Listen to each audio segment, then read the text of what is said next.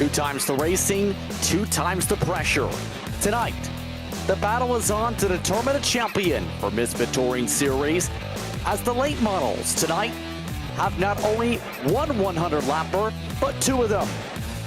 Welcome once more to Podium Esports and its coverage of the Misfit Touring Series, as it's time to determine a season champion. We're at Myrtle Beach in Langley tonight to see which driver comes away as the series champion for season 1. Good afternoon, I'm Justin Prince. On some of the booth tonight once more is Joe Peak. Also joining us in the booth this evening is one of the drivers in the field, the 15-year-old Riley Smithy Smith. You got to see our director DJ Lyon, and he's using cameras provided by the great Dougie Beard. It's been an interesting season so far, and it's been a season that's been talked about even in real-world racing circles since all the way back at PRI a couple months ago, and now the battle is on to determine the season champion, and in turn, which drivers get the chance to go to that Triple Crown showdown.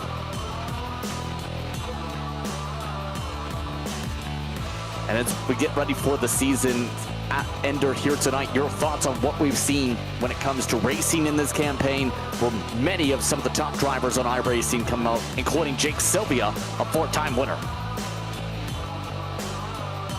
Well, Jake has been a fantastic racer this season, so he's got a lot backing up his credentials here today, if you will. So he's definitely going to be one to beat. But we have seen other drivers manage to step up here. So I'd say that while Jake is going to be a difficult competitor, I think that you do have to look out for guys like Michael Weissman, as well as a few others as we take a look at the track on top of things. Unfortunately, not here anymore in the real world, but we have it preserved virtually in iRacing, and it's more unique glory. The one thing I do love about this track, Justin, is it's a bit of an odd shape to it. I always love tracks that have sort of that unique facet to them, and also the curbs down at the bottom. You got to watch out for those little stones there, because they can certainly trip you up. In turn, as we get set for tonight's action, remember, for those who haven't watched along, it's the late model stock. Here's the format for the drivers tonight. It's pretty simple. There's 10-lap heat races, top 6 advance, and each heat utilized. In turn, if necessary, a last chance qualifier of 15 laps. Then the feature itself, up to 24 cars go to the feature, 100 laps for each of the races tonight. The storylines of the race. Keep in mind, last time out, it was the Podium 500 in its LCQ and dual day, hence why the doubleheader comes into play here today for Misfit action. It has championship implications for obvious reasons, because Sylvia comes in today as that points leader with 987 points. Tara Moore coming in with 885. Michael Weissman coming in with 837. They're the 3 favorites. And both of these racetracks today, in turn, Joe, could see a lot of multi-groove racing, whether it's Myrtle Beach, side-by-side, both ends, or Langley, where we've seen it at times some drivers get the top line working the short track racing. And it's a bit odd with Langley as well, because that is such a flat circuit over there. But we could see drivers manage to get that outside line working a little bit better. It's also a much shorter track, so it's going to be a slightly different nature of racing over there compared to what we've got with Myrtle Beach. But the car will be the same, 500 brake horsepower. So they've got a lot of grunt underneath this thing. You definitely got to be careful coming off the corner exits, as you can get a little bit too greedy with it, and you can chew up those rear tires. So preserving those going to be really key today. And they're very heavy cars at 3,100 pounds. So you can't really chuck them around too much. But I was actually surprised getting in them, doing some test laps, at how nimble they were into the corners. I was a bit surprised at how deep they can go without even really using the brakes, just kind of lifting off. Yes, indeed, especially when it comes to these types of cars. You can let the car roll a lot, but there's also an important factor to think about. The top 15 are eligible for the Triple Crown invite by the end of the season standings. For those who do not know, that's a 3-race Triple Crown showdown season, so to speak, that includes a $10 entry fee. 24 drivers make the cut in total for those races at Slainer, Bristol, and Martinsville, amongst those using the late model stock cars for those respective races. in turn, not bad to be able to have a chance to be able to battle it out for a Triple Crown. And in turn, if you become the champion of that Triple Crown showdown, you get yourself a custom handmade belt buckle from Molly's Custom Silver. All of that broadcast on Podium. Yeah, that's a pretty unique little prize that they've offered up. So I'm sure the driver is going to be excited to try and win that one out here. But they got to get there first, and you got to qualify for that Triple Crown showdown. So definitely some difficult tracks to try and race on. Very fast, short tracks, and each their own way there. But glad that they put this together for the drivers to try and sort it out for. So as the drivers get themselves ready to go for qualifying, that's in about 5 minutes from now. Let's take the time to talk with your top 3 championship runners very quickly here.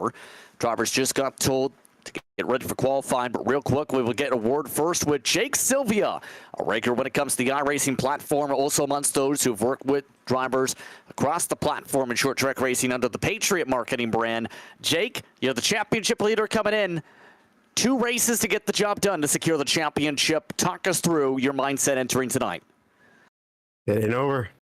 You know, I got to keep on going. I still got a long way to go. We got 200 laps ahead of us. You never know. It is racing at the end of the day. In the virtual world, you know, you can lose internet and your power can go out. You know, computer can crap the bed. Anything can happen, just like in the real world with a mechanical failure. So, till I actually wrap it up, I know I'm here just to fight for every spot, like always. These guys have rated me clean. You know, Muller and Wiseman have been really, really good. So hope to do something here. It's not my best track. I'm not too confident here, but I know once we get over to Langley, it'll be a good show. So in turn, how does the car itself feel? What you've been able to bring in for the open set tonight? I'll be honest, not too good. It's probably the least confident I've been. I'm about a 10th off of one of my teammates, so it's not a setup thing. It's just a me thing. I haven't been able to click with it yet. You know, maybe the race will be a little bit different, but getting ready to roll out here and qualifying, and I don't think we're going to do much. So that's part of it. You know, you'll have these kind of tracks like this. It's the first one all season I've had this happen. So, you know, at least there's that. We've been consistent. I've showed my speed, so hopefully we'll be able to get something in the race. Once you get to qualifying, thank you very much for your time, Jake. Thank you. Jake Sylvia currently getting the car ready. They're doing single car qualifying. We'll show the results once that session comes to a close. Real quickly, one of the drivers, we'll have to shuffle around the order a little bit, that just finished the run, since Tower Moore is currently in the midst of runs. Let's talk Joe Peak with, I should say, Michael Wiseman. He's with Joe. Indeed, Michael's been very consistent this season, so that's always a strength that a lot of drivers will rely on to help towards a championship. And it seemed like Jake seemed rather confident, but didn't feel like this was wrapped up. What can you do to try and take the challenge to him, Michael? Honestly, I don't think I really got a shot. I just got to survive and maximize the best I can. Hope we get 2 strong runs. Messed up qualifying, which is going to hurt. Lose a few points there, but hopefully we got a fast hot rod in the future. That's really the important thing on that one. I mean, how do you feel having to make some passes around a place like this? They do have a decent amount of banking. We're expecting kind of 2 lanes of racing. Are you expecting the same? Expect 2, maybe even 3 lanes, but it'll be kind of hard to set up a pass and just gotta trust the other guy that'll leave you enough room, especially in turn 1. Them turtles can kill a car. I was just going to ask, I mean, do you want to actually be on the bottom on this one because of those curbs down there, or is it better to be up high? I'd rather be up high after qualifying. I had a 1 rolling, and we hit the turtle going right into turn 1, messed up the whole lap. Oh, man. Well, best of luck then, and make sure and stay away from him in the race itself. I'm going to try to. I don't like them. They hurt. Michael Wiseman, obviously, learning the lesson the hard way here, Justin, on those turtles. Yes, indeed. And those turtles definitely will snap back. You know who snapped to the top of the board in just the past few seconds? Tower Muller standing on by. He's second of the points coming in. Tyler, step 1 complete. get a good starting spot. How are you feeling when it comes to tonight, setting the fastest time in the grid? Well, I don't know how I did it, but I did. I'm a little nervous, but I think I've got a good car for tonight, so I'm gonna go give it my all. In turn, with how things are looking in the championship, with how tight it is between you and Jake coming in, you're still within just about 100 points here. What do you think it's going to take for you to become the champion? Well, I'm gonna need some luck on my side for sure. A good start here with getting quick time, that'll jump me some points on them. I definitely need to win tonight. That's for sure. I need to win at least one of these upcoming races. Hopefully it's this one. And I need him to hopefully finish maybe like 6 cars back. That'd be real nice. With that being said, we're just about to head to the starting grid. We'll let you get ready to go, Tower. Good luck tonight. Thank you. Tower Moore rounding out the top 3 in the championship standings, entering today's action. And as just said, all drivers have set their qualifying times for tonight's festivities. Tonight's racing action brought to you in part by SpartMax.net. SGO number 1 is a bio-based CLP that has a high-performance proprietary bio-based Soviet package that deep cleans and removes carbon, that also assists in a clean burn of the propellant to help reduce the cleaning times. The oil is a very special aerospace lubricant with proprietary lubricants that will allow the firearms to function very well in cold applications, to also to help reducing friction and improve the function of the firearms performance. Speaking of performance, drivers already receiving the note that they will be skipping the heat and in turn skipping the LCQ tonight. There is just 1 heat for the drivers to set the field, just a grand total of 15 laps. When the drivers get themselves ready to go here, just waiting for the last words from race control, because 1 car is in that 1 heat, so I think we're going straight to the feature if that's the case. That kind of not much point for them to circulate for what would have been here. It looks like 15 laps. I mean, it would have been great, more practice for them, but we don't really need to watch them circulate on their own. Just received the confirmation from race control today. We will be skipping that heat race, so it's directly to the 100 laps. The consolation prize to that, guess what? There's an 8-car invert, so to speak, for that, and that's going to make things interesting if that goes the way I think this can go, because some of the drivers like Michael Wiseman, if that indeed shuffles the way it looks here, go from poor qualifying run to control car, if that sticks. Yeah, exactly. Michael Weissman qualified 8th, so he should be regrid on the pole. And, well, he was disappointed before, and I highly doubt it was intentional, but now it's going to actually kind of work out in his favor, having that track position. Right now, the race control tries to sort things out here because, well, obviously just the pace truck is on the racetrack, hence why we're currently in a hold pattern. In fact, the pace truck is the only one to make it to the starting grid. So Benny, the pace car driver, is your heat race winner for the second to last race of the season. So let's in turn go to pit road tonight, because making his broadcast debut this evening, one of the youngsters in this series is Riley Smith. Riley, you've been a racer in this series this season. What's the feeling like for drivers in turn tonight with this league, and in turn this doubleheader to end the year? Well, you know, it's definitely an interesting way to end it. The cars are a little bit difficult to drive, I would almost say. You can drive it in pretty deep, but if you don't drive it in hard, or if you drive it in too hard, you can get the thing spun backwards, and you know, not have that great of a time. But coming, I believe 3 races in the league. It was an interesting one. It struggled, but that's kind of why I'm here. And in turn, tonight could be an interesting one. We'll touch upon Riley in just a little bit. Thank you very much once again, Riley. Again, just 15 years old, making his broadcast debut. One of the youngest drivers in this series. So right now, we are currently in a hold pattern for the time being. let's talk with Kyle Adams. As Kyle, it's been an interesting season. First things first, welcome to the broadcast booth once again. Second things second, as we sort things out regarding the one car, one heat, or the opposite of that, should say, one heat, one car in it. How would you describe the feelings entering the doubleheader tonight? Man, I was really excited. It's been a long week, lots of practice, lots of laps.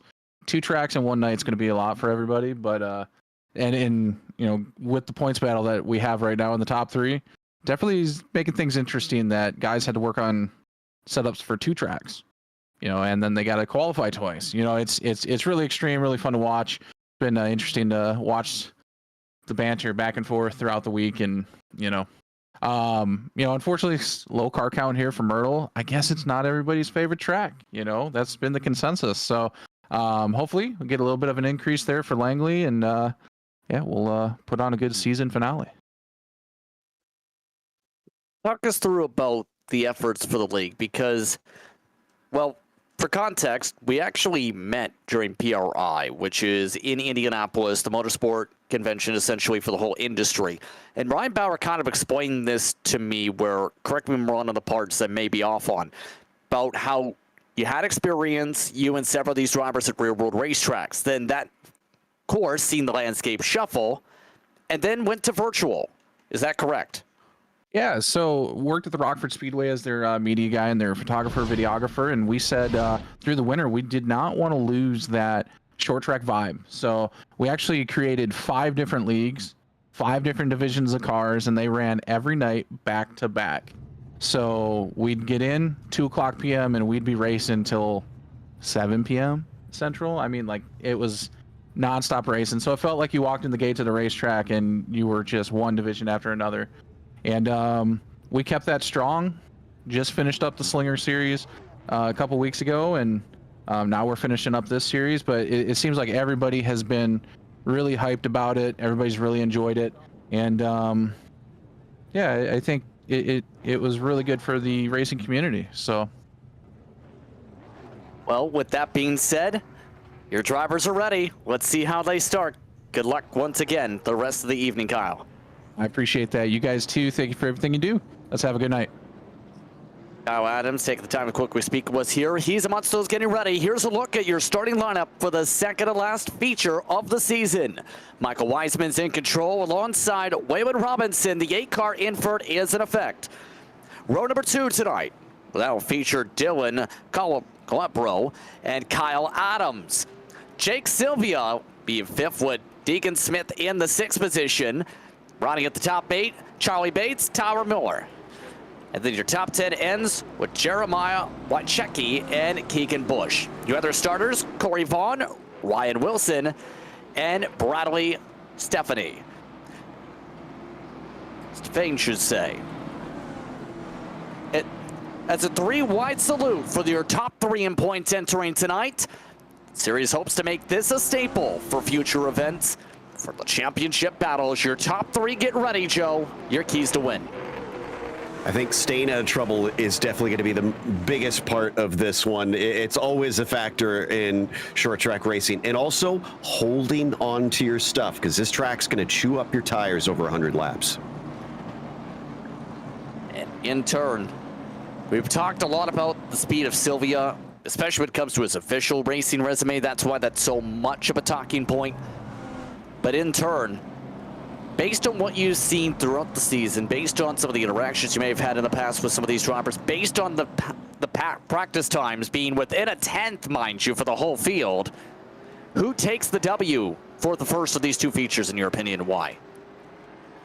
It's hard to bet against Jake Sylvia, honestly, and it sounds like he really wants to wrap this whole thing up. So I'm pretty sure you're going to see him wind up in victory lane, at least for this first one. But that might set the tone for the second one. So I don't want to make a prediction for the second one quite yet, but I do think Jake is probably your favorite here. That's Michael Wiseman, who, even though he wasn't confident on the qualifying run, the invert gets in the perfect spot to take advantage. He's in a Pontiac Firebird, technically, when it comes to the front row, alongside a Toyota Camry. In terms of your livery and manufacturer choice, then it's Chevy, Dodge. 4 different manufacturers of note, all in the midst of our penultimate round. Pace car off, green flag is out. We're underway for 100 laps for Myrtle Beach. It's a good start here down into turn 1 by Weissman. He's going to hold that lower line at least at the start of things. Oh, and up into the wall already. Just saw Robinson kind of smack the outside. Oh, and he's going to get into him. Caution flag is out, and that might already be the title fight for the 74. That was an unusual one. I'd have to go back and kind of see what exactly happened there, because second place Robinson just literally ran over Weissman. I'm not sure if he wasn't really used to the 74's braking point, because remember, there was that regrid there. But I mean, with the regrid, the second place car should be pretty used to those around him as well. Just a bit strange to have that happen right on lap 1. Dylan Calabro is now the race leader, by the way, with that. Sylvia already to second.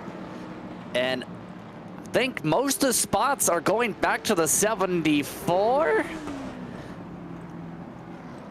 It looks like he is resetting himself towards the front here. 2 laps to green. EOL penalty to the 14-year-old racer from Wisconsin, Waylon Robinson.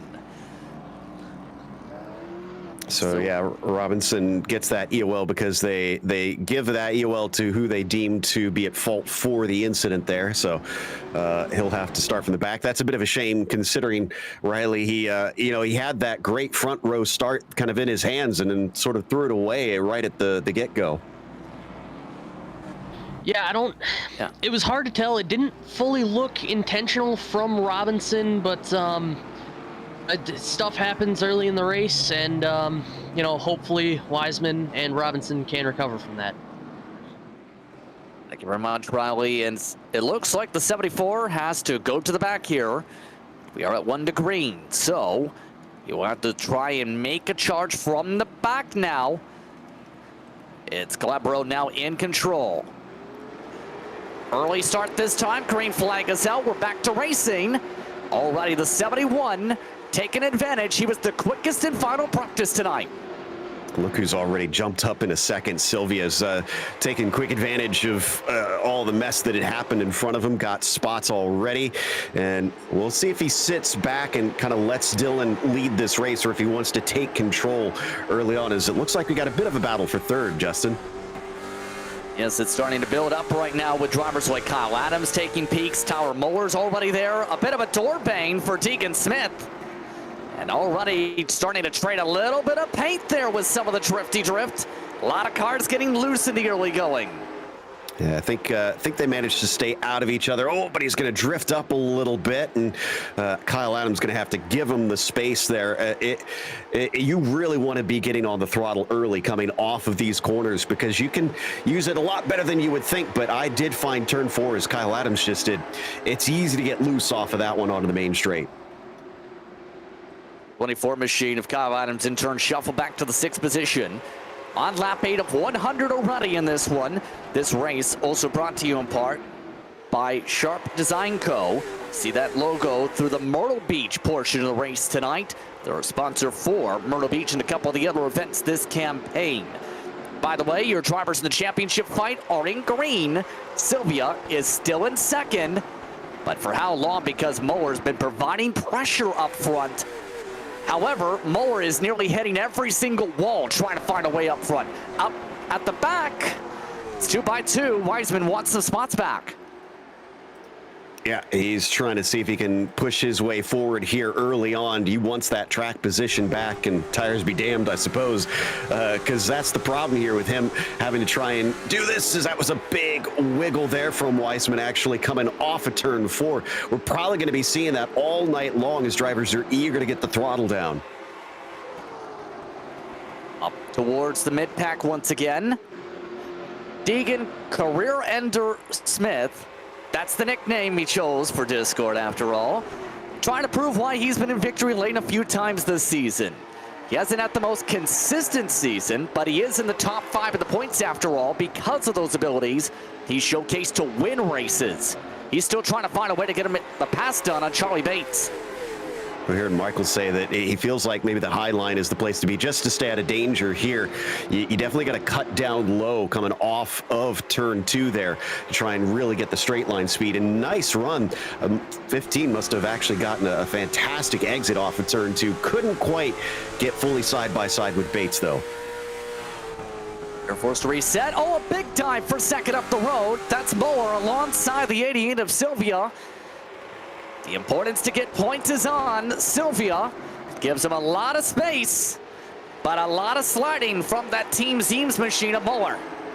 Yeah, either Calabro's got really good pace here today, or Sylvia is trying to absolutely pace himself, allowing Muller to get to the inside. Almost lost a position to Charlie Bates on top of things. We'll see if he shuts the door. Yeah, he's going to go right down to the bottom and is already kind of giving a hello to Tyler. Keep in mind, there were no tire changes available in this series, and there's a perfect metaphor when it comes to one of the series that we've caught over the years, such as, say, bootleg that comes to mind. You have to conserve their tires in these types of races.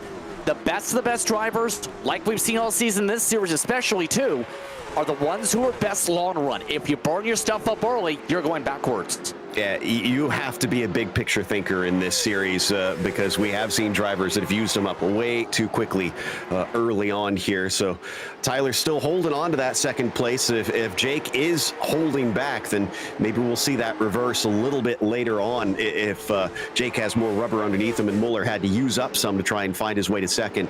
Plus, I kind of want to see if that one car can catch the 71 now that he's ahead as we look a little bit farther back in the field now.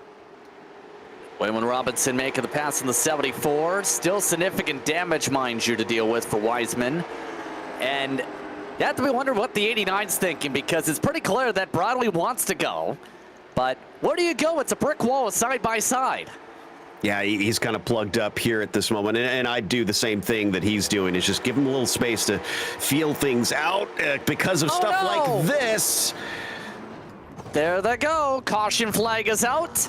Robinson and Wiseman both go around, and it's our second yellow. Robinson has already parked it.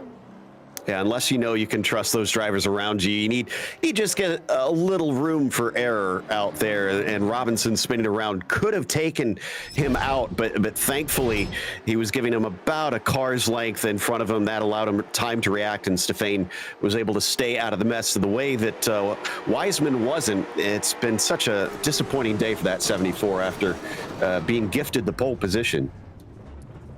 And fortunately, the gift since then has been battered, bruised, and now his hopes for the title rely on a lot of luck. He is, mind you, more than a race out. A bad race here can mean the end of the fight right here, and he's already in the pit lane. Munsto's looking to come in and get the damage repair done. So the leader is still the 71. Calabro should say, still doing well here. And Riley, I'll go over to you here. What are your thoughts on the 71 as a driver and what you've noticed on his pace so far?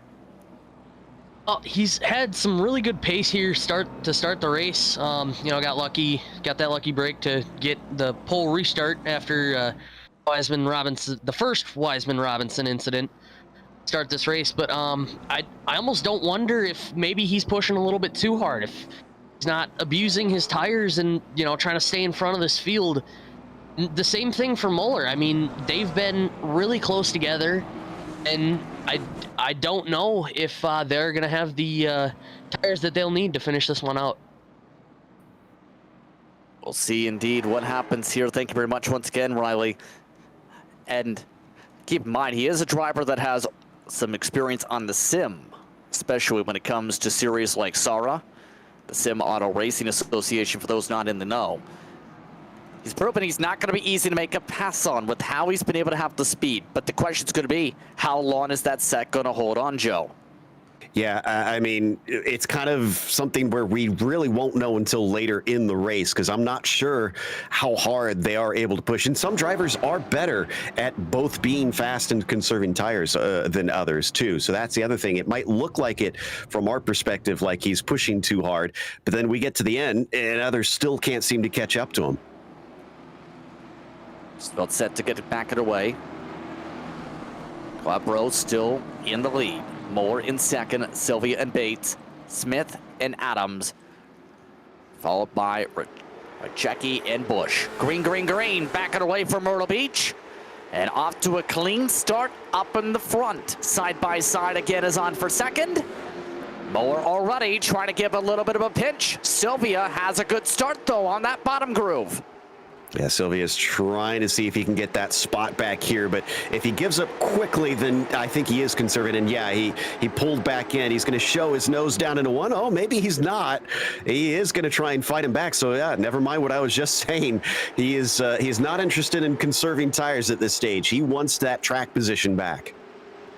Already some scrapes to the nose of the one machine. Tyler Moore has clapped the wall at least 3 of the past 6 laps under green. Sylvia, if anything, seems to be noticing the amount of tire smoke and also wall smoke, saying, if you're going to keep hitting the wall, I need to go now. These cars are pretty sturdy, so you can kind of brush up against the wall. I haven't seen anything too hard from Tyler up to this stage, so I think he's going to be okay. The real thing they want to be watching out for is hitting the corner of the car. If you hit it flush, you should be fine. Moore in turn, still keeping up the defense outside. And keep in mind, the more they run side by side this aggressively, the more both of their tires really, in theory, get burned up. Moore's the only driver on the top. Everybody else is on the bottom groove in the middle of the corners. Sylvia can't track up, though, with this battle going on, as you see from Bates. Yeah, Bates is in a pretty good position here. If they keep using up their stuff, he could try and pick their pocket, but he's going to be in trouble because below him, actually, Deegan Smith is now in the fray. A dive neat from Deegan Smith. He wants to go places. He is not wanting to wait in the midst of this. The 17-year-old from Fusion Setup Shop looking to make it 2x2 in the battle for second. Yeah, but you saw the problem with trying to pass on that bottom lane there. He was pinched down, which means you have to crank the steering wheel more coming off of it. And the more throttle you put in, the worse it is. Way up into the marbles there as Muller finally has to give up the ghost. And that's not going to help Muller's chances either, with him being more than a race back. And in turn, the battle is still on for third. Smith has been relentless today. Charlie Bates, he's been very quietly there this entire time. He has, and he's going to be able to get back ahead into third once again. Sylvia's now on his own, so it's going to be difficult for the 34 to try and tackle with him. Meanwhile, looking a little bit farther back, I think that is Bush, who's trying to see if he can get under Rychecki here through 3 and 4. And you see that in the backdrop right now, the 27. Bush trying to yaw that car out. Stefan in turn also making the move. That time by on Rychecki. Bradley, sorry, go ahead. I was about to say, picking your spot's going to be extremely critical when it comes to these passes, even though we're not even at the halfway mark yet. The timing difference between these drivers already 2.5 seconds to your leader. Yeah, but I will say, I think Bradley's been doing an excellent job coming up from the back of the pack. Remember, he started 13th, so he was last on the field, and he's up to 8th now, so a gain of 5. Only driver that's comparable is Charlie Bates, who's managed to gain 4. Yeah. Battle for the lead. It's starting to close up because look at the choo-choo train. The 71's pace has fallen off and then some. 0.3 off his fastest lap. The bigger number, he's 0.5 tenth slower than the leaders right now, behind him at least. Calabro getting a lot of pressure from Sylvia. Sylvia, Bates, and Deegan Smith are all in the 18.8s.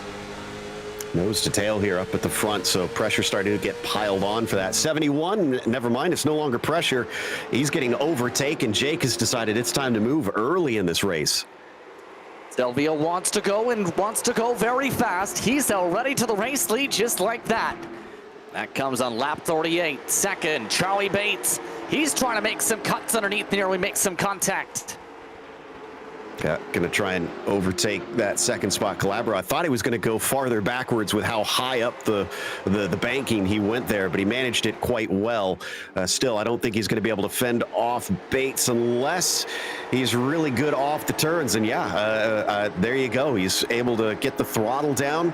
Not this time, though. All the way through, sliding up in front of him. 34 is going to take second. So Charlie Bates, the outlaw late model racer, having to play some big defense still. Nearly getting a bit of a kiss from the 71, but he's now in turn clear for second spot. So that leaves us just under 60 laps to go in this one. And already, it's worth noting, the 74's chances are running out. And that you see him dead last on track. He's knocked down the wall at the end of the racetrack to the leaders.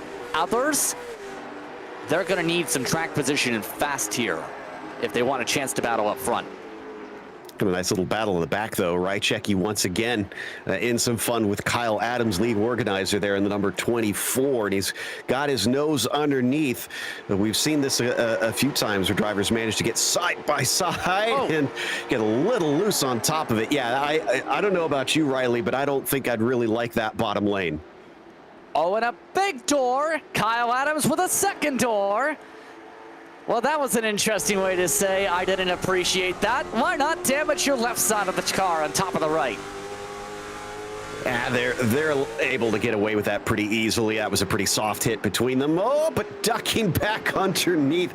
Kyle Adams says, if you can do it, I can do it. He's got to be careful, though, about those turtles down at the apex. It's that late apex that will catch you out, because that's where everybody's trying to straighten off the exit, and Kyle's going to go around. Caution flag is out. Kyle Adams spins himself around for our third caution of the day. And that's the caution the 74 definitely needed. And for Kyle Adams, there goes all the track position in the Spartamax machine. Yeah, that's going to be really gutting for him, because he was having a great fight up to that point, but he did seem to be slipping backwards somewhat. Let's take another look at it as he sends it in deep initially, and he's going to get that side by side, but he wanted to track out, and that car was there. And like I keep saying, you don't really want to be putting too much down on your right foot if you're having to crank too much steering into it, and that's what sent him around. So with the caution flag, we have an interesting play on the racetrack. The 71 has pit. Everyone else has not. So leads the question, since you can't change tires, what's the play here? Is this down to fuel, maybe, in terms of the balance? I doubt it. I don't think it'd be worth giving up that much. May have some repairs that he feels like he needs to get, because he could have slapped the wall, maybe made some contact. Yep, I just saw the car kind of bend back into place a little bit. So he was experiencing a bit of damage out there, and probably wasn't happy with the handling. He clapped the wall apparently on lap 44. But with that being said, as we are now in lap 47, we'll take a quick step aside. More coverage coming up right after this. Racing isn't easy, but experiencing it is. iRacing puts you in the driver's seat with the industry's leading sim racing game. Drive on laser scan replicas of the greatest racing circuits from around the world. Go head to head against other drivers chosen by skill-based matchmaking to ensure competitive racing at every level. Compete across all your favorite series. In officially licensed cars, engineered to deliver the most accurate driving experience possible.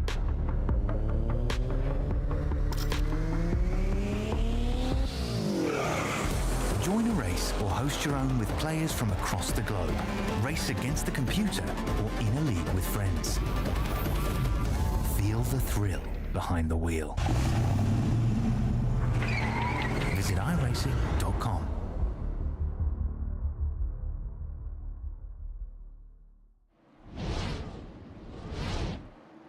Welcome back to Podium Esports and its coverage of the Misfit Tour Series. Rounds 12 and 13 continuing on the penultimate race. Still underway from Myrtle Beach with Jake Sylvia up front. Halfway next time by, Charlie Bates already under attack on the restart by Deegan Smith. Tyler Muller also trying to find a way to get around in fast as we're backing away, and we're already dooring. Yeah, 34 getting a bit of that. I thought the 15 was going to have a hard time making that pass, but he's going to make his way up through there come hell or high water. Tyler Muller as well, back kind of watching from both of them. Again, I would give a little bit of space here because it's getting rough in front of him.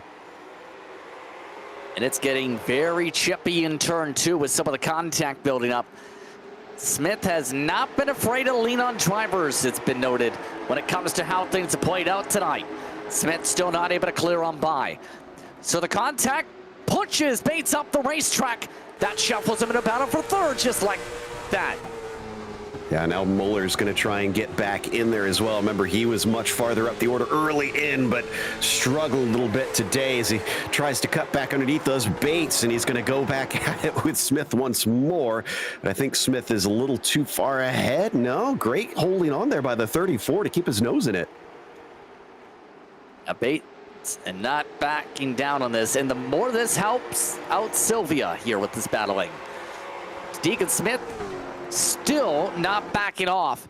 The more this battle continues, the more Sylvia runs away. It's up to 6/10 just about now.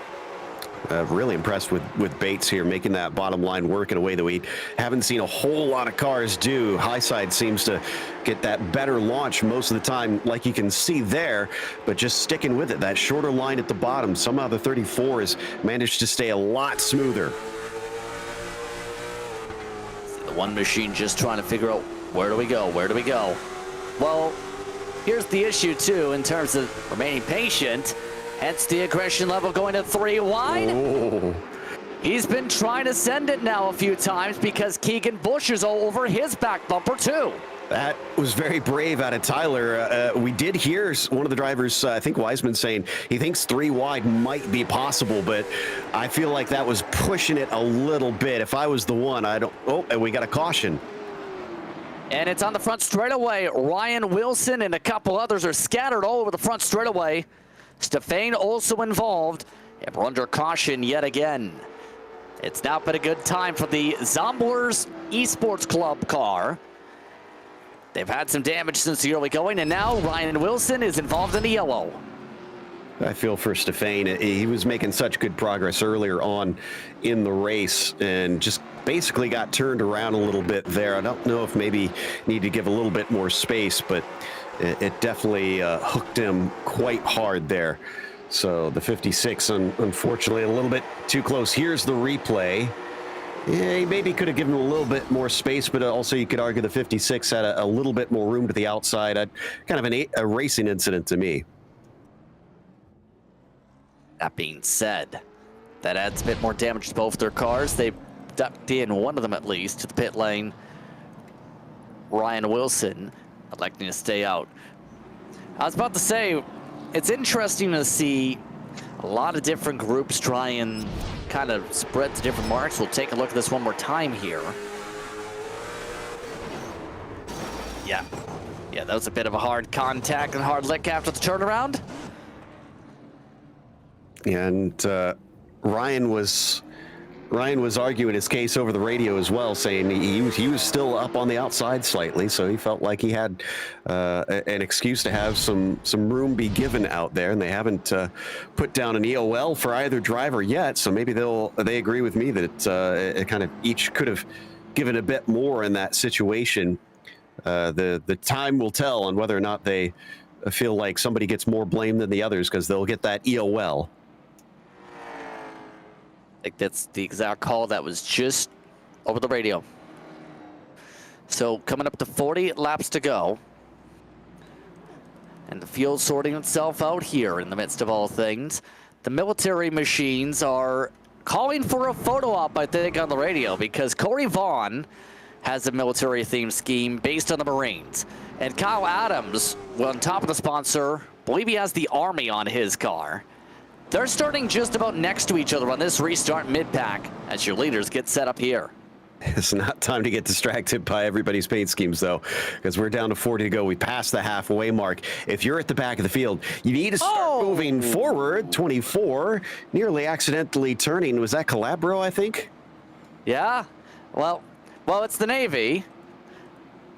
It's time to join the Navy, everybody. It's under 40 laps to go after all. Jake Sylvia on the gas. See the world, they said. See the rear car's bumper in front of you. But look at this. Sylvia having to chop down pretty quickly on Bates. I think he feels like that 34 is a serious threat. And in turn, Bates providing a lot of pressure, trying to knock on the door.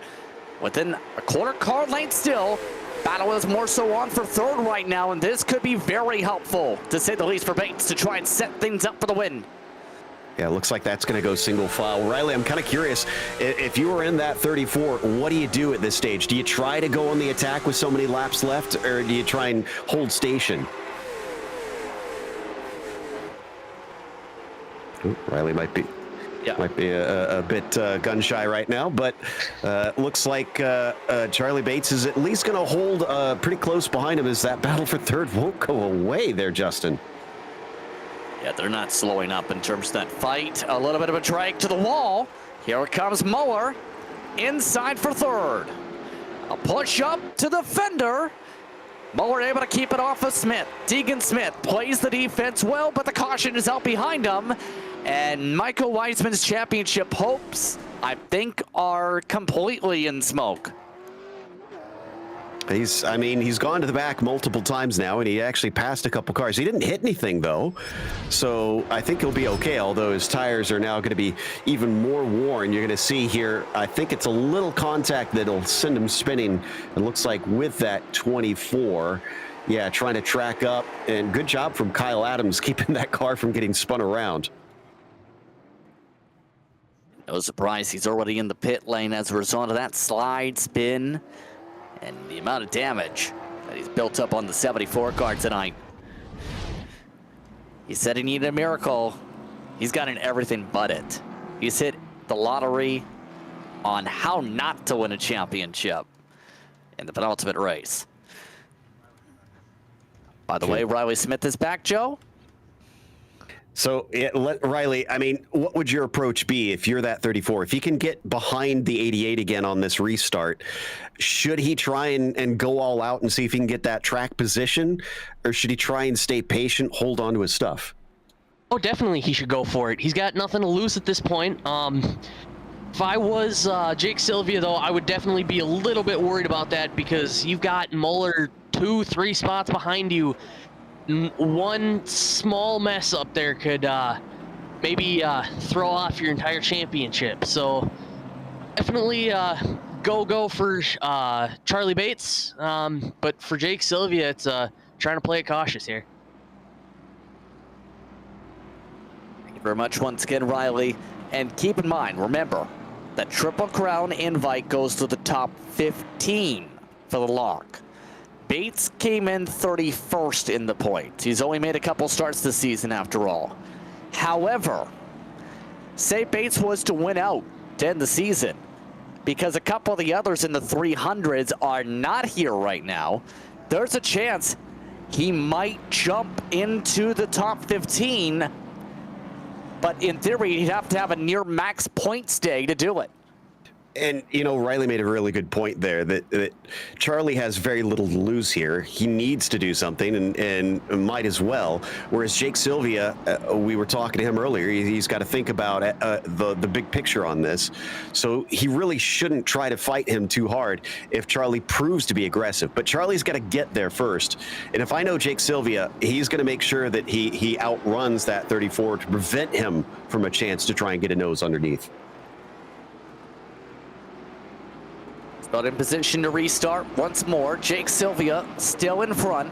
That Patriot marketing machine. This was that RS paint wallpaper machine. Outside, Charlie Bates. Then it's Smith alongside Muller. Followed by Rychecki alongside Keegan Bush. Adams, Kyle Adams, as well as Dylan Glabro on the top 8. Oh, they're stacking the box for the green. Back underway. A lot of tire spin mid-pack. And look at the run. Deegan Smith looking for second. Looking to try and force the 34 up. It's the last thing that Charlie wanted right here. Like I said, he definitely wanted to try and get into that second spot, slot in ahead of Deegan Smith, and now he's got a fight on his hands. This is just going to allow Jake to start to pull away. It's exactly what that 88 needed to see to be able to try and pull forward. All while Bates, he doesn't want to back off here. He's now using up the side of Deegan Smith's car. They continue to use each other up here. They managed to not quite make contact, but they're racing very, very closely. So far, it's working out. You got to wonder how long it will keep steady for the two of them, because if they keep failing to give each other room, eventually someone's going to wind up crying. And down behind them, Tyler Muller as well. Watch out for that number 1. Oh, they're getting a little bit too leany, though. Deegan Smith nearly got himself hooked there. Now in turn, Bates back on the door, back to the paint, back to the scrub, back to the slide once again. This is not looking pretty with the way it's looking. Muller, he's watching as they're both trying to shove each other up the track and down the track. Yeah, and the 34 is not going to be liking this, because now Muller's going to be able to get his nose in. 34 could wind up getting freight trained around the outside if the bottom line is starting to work out a little better. Still not clear, but there is a poke now for Muller in the midst of this battle. So technically now 3 cars side by side. Bates near contact, but gets saved by the bell. Caution flag. And it's Michael Wiseman. It's off the nose of Kyle Adams. And we're under yellow. There was some air involved. However, the aerodynamics on that car are to the point of meatball flag. Let's take a look at the replay here. 74, again, getting a little bit desperate, going 3 wide, coming down into turn 1. Tried to keep from drifting up, but I mean, that's a carbon copy of what we saw before. In fact, isn't that the same 2 cars, actually? I believe it is. The most recent, but for Michael, yeah, they were close in that. Though. Well, it was Wiseman getting into the rear of the left rear, the 24 of Kyle Adams. So same exact thing that he did before, and sadly didn't learn his lesson. Again, didn't hurt too hard. In fact, I don't think he hit the wall at all, did he? Not sure. And in turn, the 74's chances are done. He's out of the car. So that apparently that was the same replay as before. He did make contact with the 24, but this one was different. He got sent across the nose. So apologies. That's why I thought it looked so similar. I was like, that's the exact same thing. Yeah, it was in turn 2, the incident. Let's see if we can pull this one up, but yeah, this definitely was a hard hit, so that explains why we had Michael Wiseman. I was so confused. We were talking about he had such a hard hit there, so looks like no, we don't have the replay quite yet. So we're working on that right now for the time being. Sylvia still up front, by the way. Deegan Smith, Charlie Bates, Tyler Muller, and Keegan Bush, the top 5. They're coming up to the restart this time. We apologize for that there. Scoring software is hard sometimes. After all, it costs thousands just to program it. Of note, though, Michael Wiseman, who's also a racer in series like ASR, not having the night they needed for the title fight. Jake Sylvia, he's still looking to hold on and basically just about mathematically lock himself a title here. The one wants to change that fact. Green, green, green, back it away. Here comes the dive bomb. And there goes the turn. There, he's holding on to it. Oh, and now it goes wrong. Well, Deegan had that one. He had it saved, and then unfortunately, Rychecki up around the outside, just a little bit of contact there. Yeah, I was with you. I thought that instead it was going to be Deegan Smith trying to charge in on Jake Sylvia because he was looking to the bottom. At the same time he was doing that, Charlie Bates, watch on the replay, thought that maybe he could find an opening. That was never going to work, if I'm honest. I feel like this is more on the 34. There's no way he was going to be able to get inside both of them in that situation. But yeah, I kind of figured, I thought maybe, Deegan's going to try and do what Charlie couldn't and see if he could attack on Jake. And in turn, even if Deegan Smith made it there would have been contact probably with the leader. And he's got an EOL, Smith has. Oh. Let's look at this again. EOL 15. Okay, that's not how I would have called it, but the stewards have more of a chance to try and take a look here. Yeah, from that angle, it did look like he was pretty far inside, but I don't know. To me, that was, if it was my call, I would have said that was more on Bates, but like I said, I haven't gotten to really get to look from every single angle on this one, and that will promote Charlie up to second on the restart. And I know the argument on the radio was, I can't go into the grass on entry. There was also changing lanes on the restart as the reasoning just forwarded from race control, which makes it extremely clear. I was about to say, you don't normally see someone crossing the lines before the start and finish line. That kind of loses all benefit of the doubt when you do the lane change. Yeah, that's a good point. I'm going back to check it now. Yeah, he had crossed, and that's a big no-no in this series. You got to stay in your lane until after the start-finish line. So that's why he got that EOL, and that explains everything. So with that being said, coming up towards 15 laps to go. Well, good in terms of time for those Curious on that mark, but Sylvia, it's just about time to be able to celebrate a championship based on the point tally. We'll have to get official tallies, of course, but getting yourself the tie for the series lead and win sure changes the conversation for the finale. Yeah, and Jake has been doing everything right so far on this one. Charlie Bates now has got a little bit of a refreshment on being able to try to take this one away from him. Before, he was having trouble trying to get to the inside of the 88. What does he do different here to try and change the story? And can he get to the bottom in time before Tyler Muller in that one will try and close the door? Sun comes out. Jake Sylvia looks to finish the job. 14 laps to go. Charlie Bates alongside, and another good restart back underway. Side by side for second once again.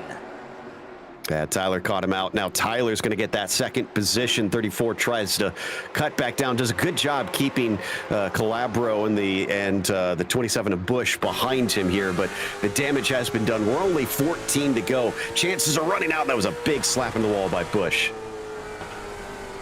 Extremely dicey, and Bush has been slowly but surely crawling through the field. Just about turned the 71 in that backdrop. He's also been not afraid to make little tiny bumps in that Cadillac. I mean, it's a very, very scraped up Cadillac, but it's still a Cadillac. It can drive very smooth. And that's not smooth. Yeah, just kind of fed him to the outside wall a little bit there, unfortunately. So the bow tie gonna unfortunately force the Cadillac to regroup a little bit here as he's gonna try and look to the inside down into turn one. No dice on that one this time, and this is definitely losing them touch with the top three, but we're down to going to be 10 to go at the line, and they're still not close enough, I think, for something to happen for those top spots. Keep in mind, your top two on the racetrack, Sylvia and Muller, they're within 2/10. Sylvia nearly knocked the wall down the last time by. That's why the interval just went down so much. But it's not going to be simple to get side by side. We've seen how difficult it is to even get side by side, let alone get a pass done here. Tyler needs to get aggressive on this. He's so far behind Jake in the points. He's kind of a similar situation to Bates here. He's got very little to lose. Might as well try and get up to him, but it's not looking like he's got the pace. Now that Sylvia's recollected himself, he's already gapped him by about 2 or 3 car lengths. The 19-year-old continue to run away. Lap traffic could be a factor. There are several lap cars ahead. Ryan Wilson, Michael Reisman amongst those. They have been told by race control to yield to the inside. They got to reach him at the right time, though. Wilson just hit the turtles trying to yield that spot. He's going to let one through, and he's going to try and let two, but he gets into the side of Muller. Wilson couldn't go lower than the wall, and in turn, Muller loses a ton of time. That might do it.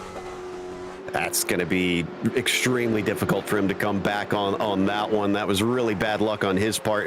And Bates, I mean, he couldn't do anything in that situation either because they were slowing up in front of him. So he also lost time. Oh! One now really smacked it.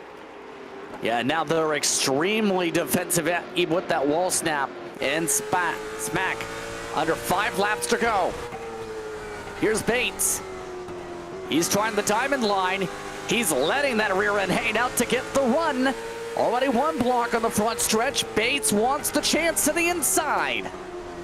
If he can't take the win, might as well try and go for second. Oh, he got the turtles there, and you could see the car jump on him. And that might hurt Bates' chances completely here. He might have 1 more chance to get it done. 4 cars all battling for the second spot. Sylvia up by nearly 2 seconds now, with under 3 laps to go from Myrtle Beach. And how about Dylan regrid up to 3rd and is now currently only 1 down from where he started. So he's basically recovered and made an excellent job showing he does have the speed to back up that regrid. And here we go down to the inside for Bates, but he doesn't get the overlap. Coming up to the white flag this time, a slide and a save. Calabro nearly getting loose around there. Coming to the white flag this time is Sylvia. Jake Sylvia looks to finish the job here. The 88 machine's been outright dominant today. He's had the pace. He carved his way to second right from the jump after the invert. The Legend Car team owner and driver from Rhode Island coming to the checker. The battle for second looking clean. Jake Sylvia keeps it clean for the penultimate race win. Second spot that time going to Moore, Bates, and Calabro, the top 4. It was close. Bates almost lost that spot right at the end, less than 1/10 of a second, as Dylan managed to kind of sneak his nose underneath, but he didn't have the good enough run off the turn. So Jake Sylvia gonna take it home and basically control this race from very early on. Once he was up to the lead, it didn't seem like anybody had something for him. He already looks to celebrate. Interesting note, Sylvia before tonight's driver meeting burned it on down on top of Victory Lane. That's why there's a lot of rubber in Victory Lane. Well, you can argue he marked his territory for win number 5 as he does the Polish victory lap. Quick commercial break coming up. We're back with post-race coverage for race number 1. Right after this, you're watching Podium Esports in the Misfit Touring Series. Racing isn't easy, but experiencing it is. iRacing puts you in the driver's seat with the industry's leading sim racing game. Drive on laser scan replicas of the greatest racing circuits from around the world. Go head-to-head against other drivers chosen by skill-based matchmaking to ensure competitive racing at every level. Compete across all your favorite series. In officially licensed cars, engineered to deliver the most accurate driving experience possible.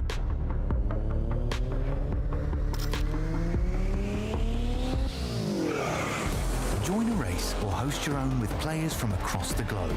Race against the computer or in a league with friends. Feel the thrill behind the wheel. Visit iRacing.com.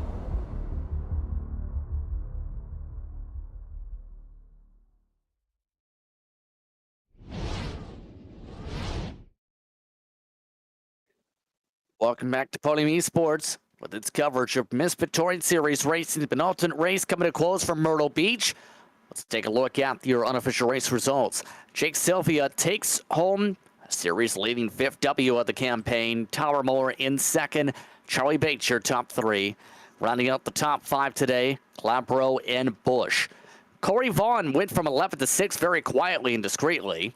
Kyle Adams recovered from his spin to 7th. In the 8th position today, Rychecki. Then Deegan Smith for the EOL finished last of the finishers in 9th. Your DNFs, Ryan Wilson, Michael Wiseman finished 13 laps down. Then you have Stefan in the 12th spot, 38 down. Waylon Robinson crashed early, DNF'd early. So with that being said, that's a look at your running order here tonight. We'll start 3, 2, 1 when it comes to our talks. First up on the docket is Charlie Bates. Charlie Bates came away in the 3rd spot today, and Charlie, first things first, talk us through the fight for the race lead and for the win from your perspective tonight. Yeah, it was definitely an interesting start there, the way things unfolded that first lap or two. And then really I was just kind of hanging out, seeing whatever, just getting whatever I could take. I wasn't really trying to push anything. And especially knowing I'm not really in the points race at all. I'm just kind of here for fun, and knowing Tyler and Jake are fighting it out, I didn't want to get in their way or mess anything up for them. So I just kind of sat back and watched them go for it. And wish we could have had a little bit more of a cleaner run throughout the race, but it is what it is, and kept it in one piece and put it on the podium. So can't complain. Well, technically you can get yourself in the top 15 with the Triple Crown if you get a win in the next race. No pressure. But in terms of tonight with Myrtle Beach, what made this evening so difficult to get a pass done? It seemed everybody needed to lean on everybody to be able to try and make a move. Yeah, that it's really hard to get around the inside here with somebody on when you got somebody up top. It's hard to, you really want to arc the corners, and when you're down low, it's hard to get that arc, and it just wants to push middle of the corner, especially 1 and 2 coming off. You see a lot of guys push up and get into each other coming off the corner. And honestly, I like the outside better when it's too wide, just because you can keep that momentum up, and especially in these cars, momentum is such a big thing. You can just roll the outside and keep your speed up and not have to slow down so much on the bottom. And that's what was killing me, trying to pass guys on the bottom or hold that bottom line, is I just couldn't keep my speed up and just let them drive around the outside of me. Now, next on the docket is an interesting one to close out the season. Larry King Laws, Langley Speedway. How's your confidence level about that track coming up? I honestly haven't made a crazy amount of laps there. I've made a little bit today, knowing we had a race coming up. And I think the last time I raced there was maybe a month or so ago. So I don't really have super high expectations, but I know I have a good car underneath me. So I just got to drive that thing and do the best I can with it. Well, congratulations once again on the podium today, Charlie. Good run once again. Anyone you want to give a shout out to real quick? Guys who put this car together for me, they know who they are. And yeah, I don't know, regular sponsors, Pro Cut, Tree Service, Auto Ventures, Auto Repair. And yeah, that's about it. Again, that's Charlie Bates coming away with the 3rd spot tonight. Thank you very much, Charlie. Thank you. Charlie Bates with the podium run here this evening. 2nd spot, Tower Muller. He had to work for it and then some. He's with Joe. Indeed, and worked pretty well on that last restart. Tyler, you did a great job managing to get to the inside of Charlie Bates to get that 2nd place away. Then from there, it looked like the lap traffic and maybe a few mistakes cost a chance to try to chase down the 88. What's your assessment? Yeah, I was driving way over my head trying to run down Jake because I knew I needed the points, and I made a bunch of mistakes that really slowed me down and tore up all my tires. And it was just after lap 80, my car started going, and I was just trying to hang on to 2nd because I knew I needed to get 1st or 2nd to have championship hopes still. It looks like it's been tough to try and keep up with Jake all season long. What is it like trying to preserve those tires out there? Because we were speculating a lot, especially early on, seeing who was trying to push hard and get themselves up to the front and who was kind of hanging back. Was there a lot that you had to do to try and watch out for them? Yeah, for the first like 30 laps, I knew I needed to get up front because, I mean, Jake started in front of me. I needed to get by him. So I was pushing as hard as I could, and that costed me. My tires were all torn up, and it was just really tough to pass after lap 50. So I needed to get up front as soon as possible, and I just started driving over my head and screwing myself over. Well, we're going to compact things even more when we go over to Langley, a much shorter track and a lot less banking. Do you think there's going to be even more impetus because of that on keeping that rubber underneath you? Oh, for sure. That track tears tires up very badly, so there's going to be a lot of people trying to save, and I'm going to hopefully take advantage of that. Well, we'll watch out for you. Congratulations on second place. At least it keeps things alive, sir. Thank you. That was Tyler Muller finishing second today. Justin? And in first spot today, touched upon this during the celebration. Jake Sylvia, during the warm-up, really set the tone when he established his presence into victory lane, did his burnouts before the driver's meeting in the middle of victory lane, and then did the driver's meeting, and then got to burnout for realsies during the race. Jake, dominating run once you got up to the front today. How would you describe this as this just about gets yourself a championship? Well, it's a lot better than I thought it would have been. Qualifying, just like I predicted, we were awful. I guess we just had the race speed tonight. It was good in the long run. Tires really didn't wear down at all. Felt like I still had another 10th or 2 in it towards the end of the race. I was able to change my line and kind of search for some stuff just for, future reference at a track here. But I mean, I don't know. That was good. I got some confidence going into the next one. We haven't sealed it up yet, but we're getting pretty close, so should be pretty good.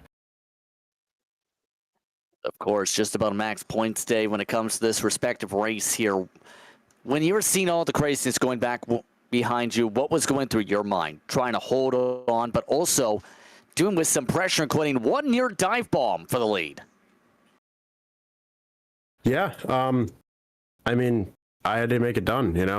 I got in there, and Dylan was fast, but he was falling back. I knew he was going to be easy with it, but you just never know in these things. You might got the same logo on the side of the car, but he's still racing for a win, just like I am. So I put it up in there, and I got by him, and it was a decent fight after that. There's no short of pressure from Muller to Deegan to Charlie, and I mean even Dylan was coming back through. I knew Wiseman before he got in that last wreck. I knew he'd gotten his damage fixed, and there was no shortage of pressure tonight. That's for sure. Now the top 4 in points as they run. By the way, we just received that confirmation. Jake Sylvia, yourself, 1,091. Tyler Moore, 988.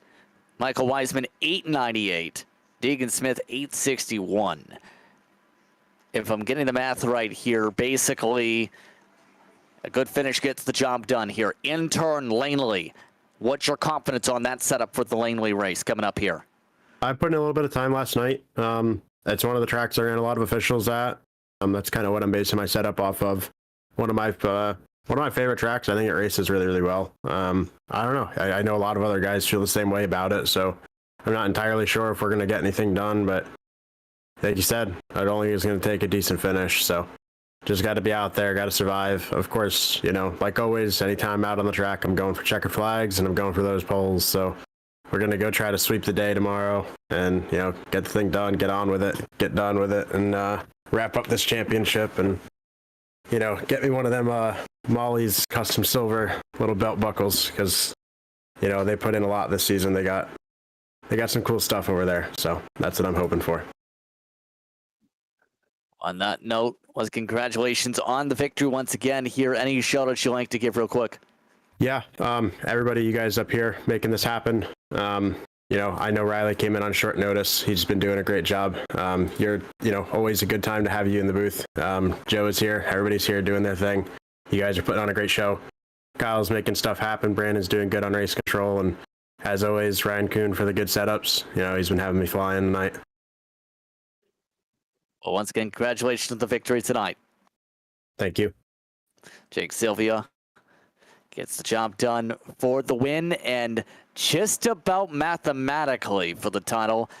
He got 104 points from that last race, 103 for Muller. So put that into perspective. Basically, any spot can basically be a lock here, Joe, for the next race coming up in a few minutes.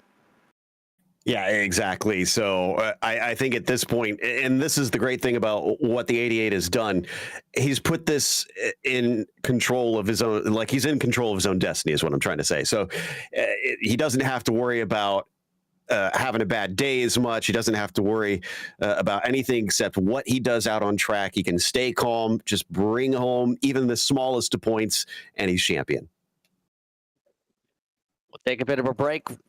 We come back, we'll be at Langley. So it's time to take the virtual train and get ready for our finale at Larry King Law's Langley Speedway. We'll be back after this short break.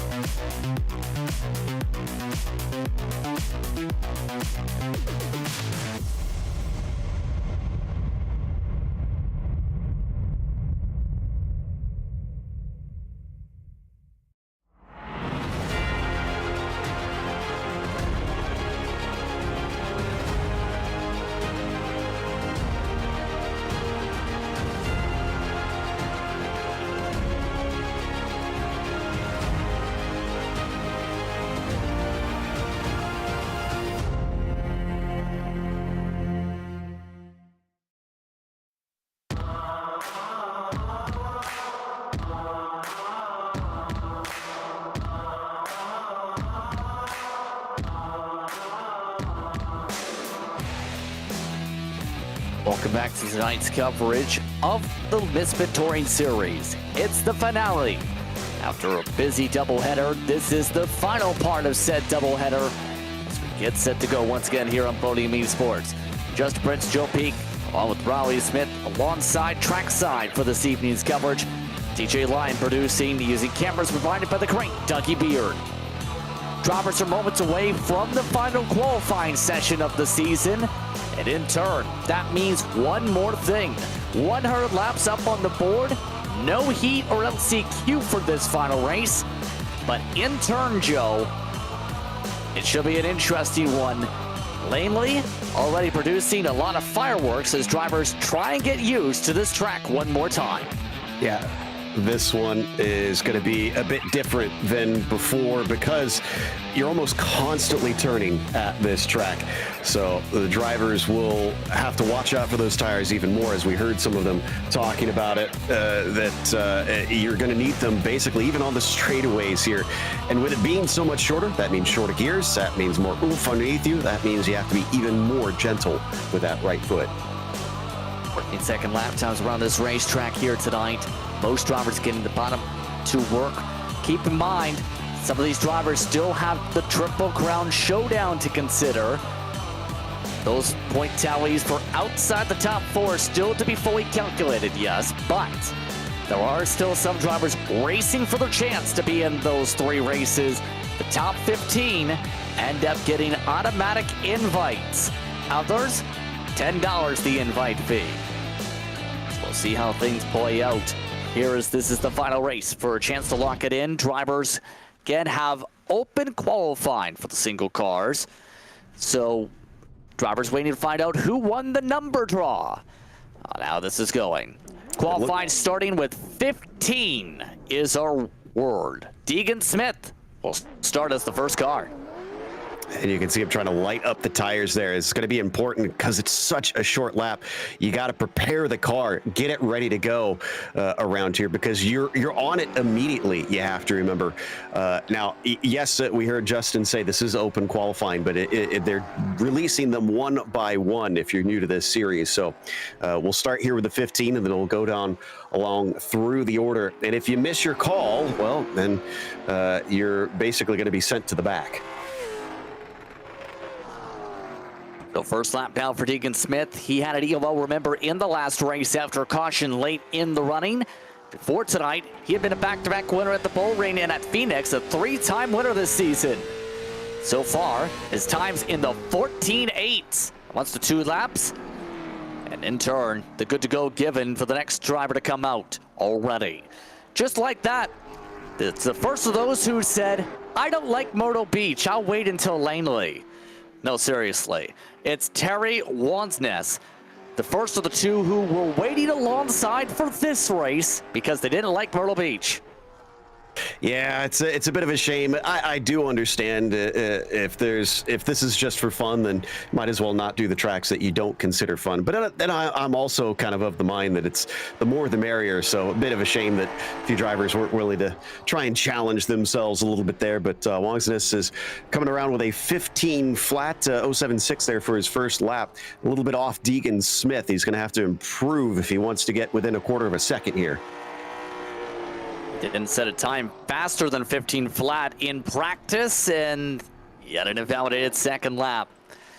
So who's next on the order? Well, it's Kyle Adams. We talked about the U.S. Navy machine. He had a solid run last time, and it looks like he's pulling out all the tricks to be able to try and get some speed in the 24. His fastest in practice moments ago, a 14.9. That's 0.2 off the fastest in session. Jake Sylvia's 14.7. Yeah, so he'll come around here for his first timed lap, and I kind of expected this. There is a little bit of banking, so that apron can help you rotate the car. 14.980, that's a lot closer to Deegan Smith than what we saw for Wangsness. And now here comes the second one. Got to stay off of those walls on the exits. Like I said, you're almost constantly turning, so it's even trickier to try and get up close to them here. Second lap, 14.971. Gets to close to a 10th, but still not good enough to demote Deegan. Next up in the order in turn, Keegan Bush. He's been told to be skipped. Charlie Bates, not here. 54, Corey Vaughn, he's here. And so the 54 is next. And a slick paint scheme when it comes to Corey Vaughn for tonight, as he looks to close out the season in stylish fashion. Got a nice little Marines paint scheme that we were talking about earlier. A couple of the armed forces represented out here for this series. Starts his first timed lap as he was a little bit off the wall there, so not sure why he was leaving so much space. And again, tons of space left on the outside down the backstretch. Let's see if he repeats it here on the main straight.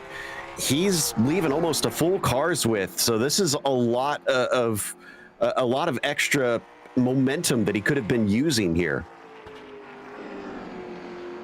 Vaughn, keep in mind, he's been stellar in series like the Flying Aces outside of this campaign. This one was not a good run for him, a 15-1, 1/10 off his personal best. So, next up in the order, Keegan Bush is here. Keegan Bush just got the go-ahead. The 27 was in the 14.9s in practice as well. He's going as well.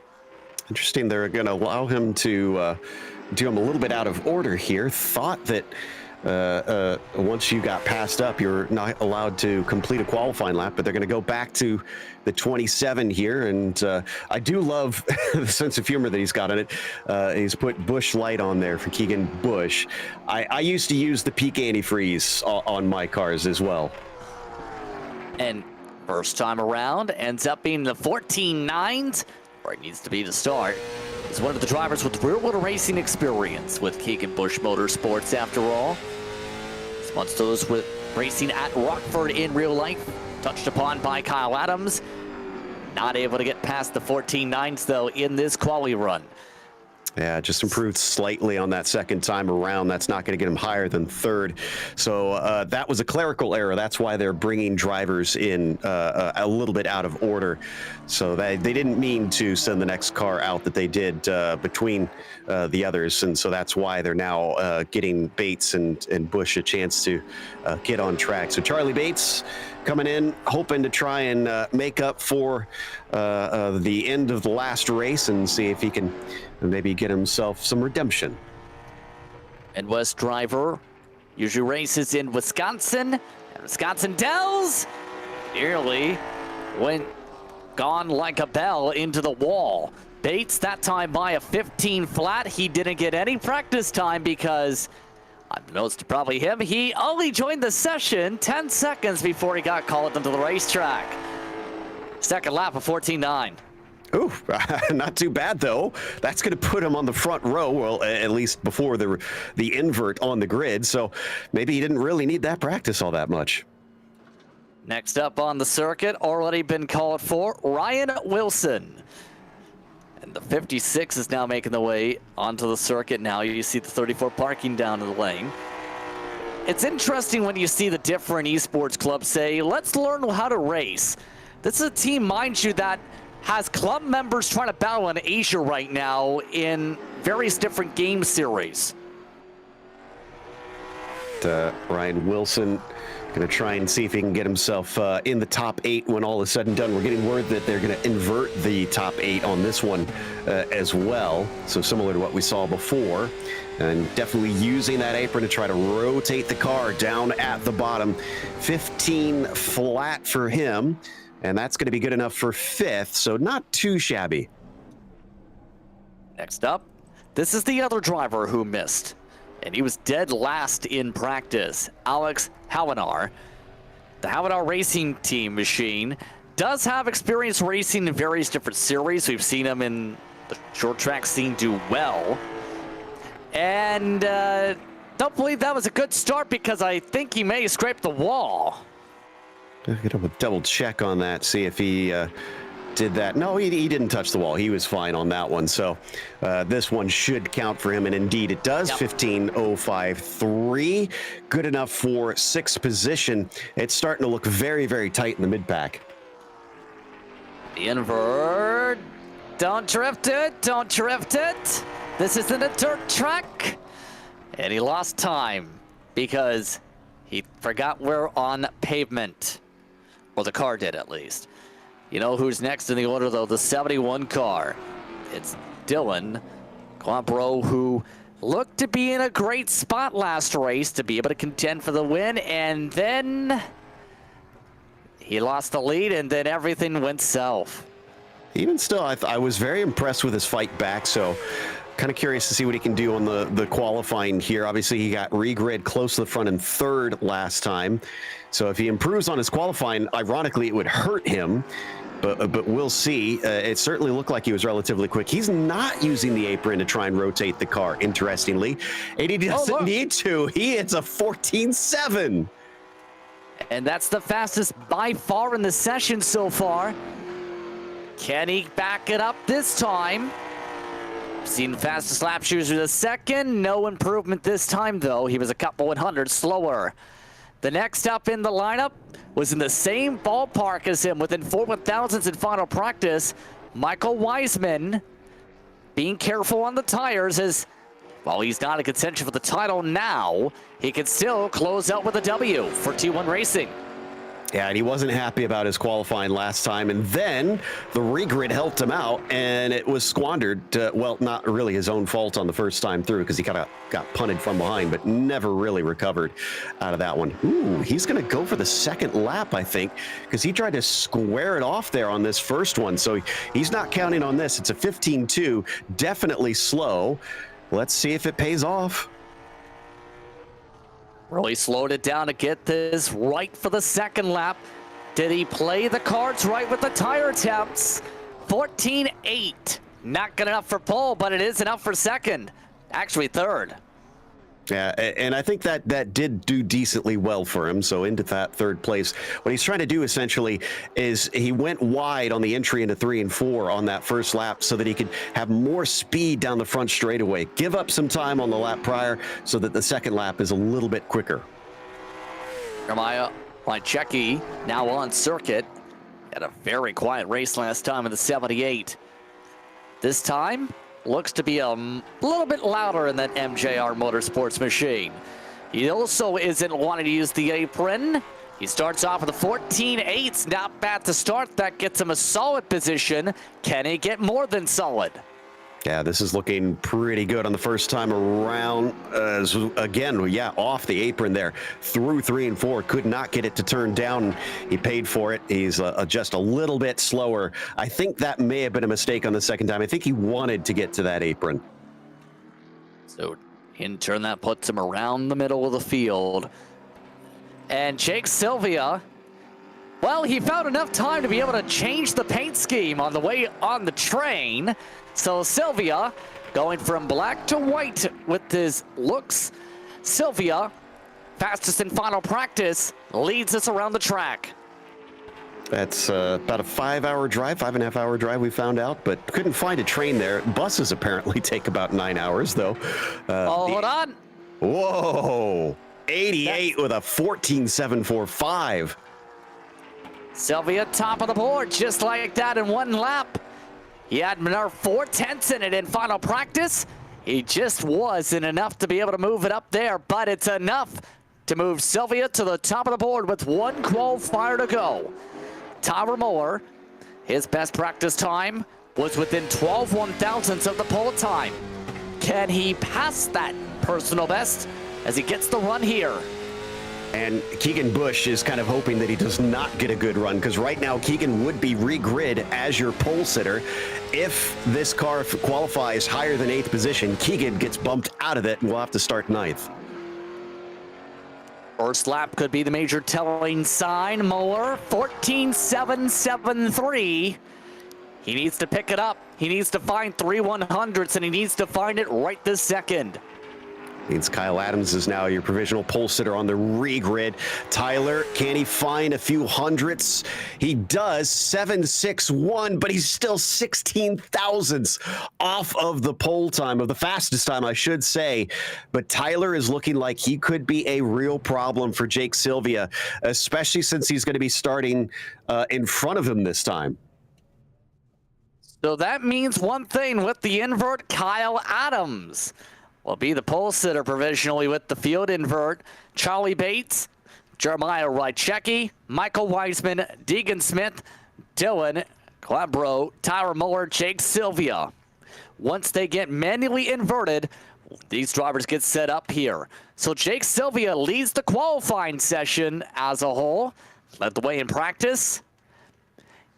He is absolutely focused, to say the very least. Also of note, Charlie Bates has requested an EOL because he does not feel comfortable with the track. He wants an EOL because he wants to stay out of the way for safety.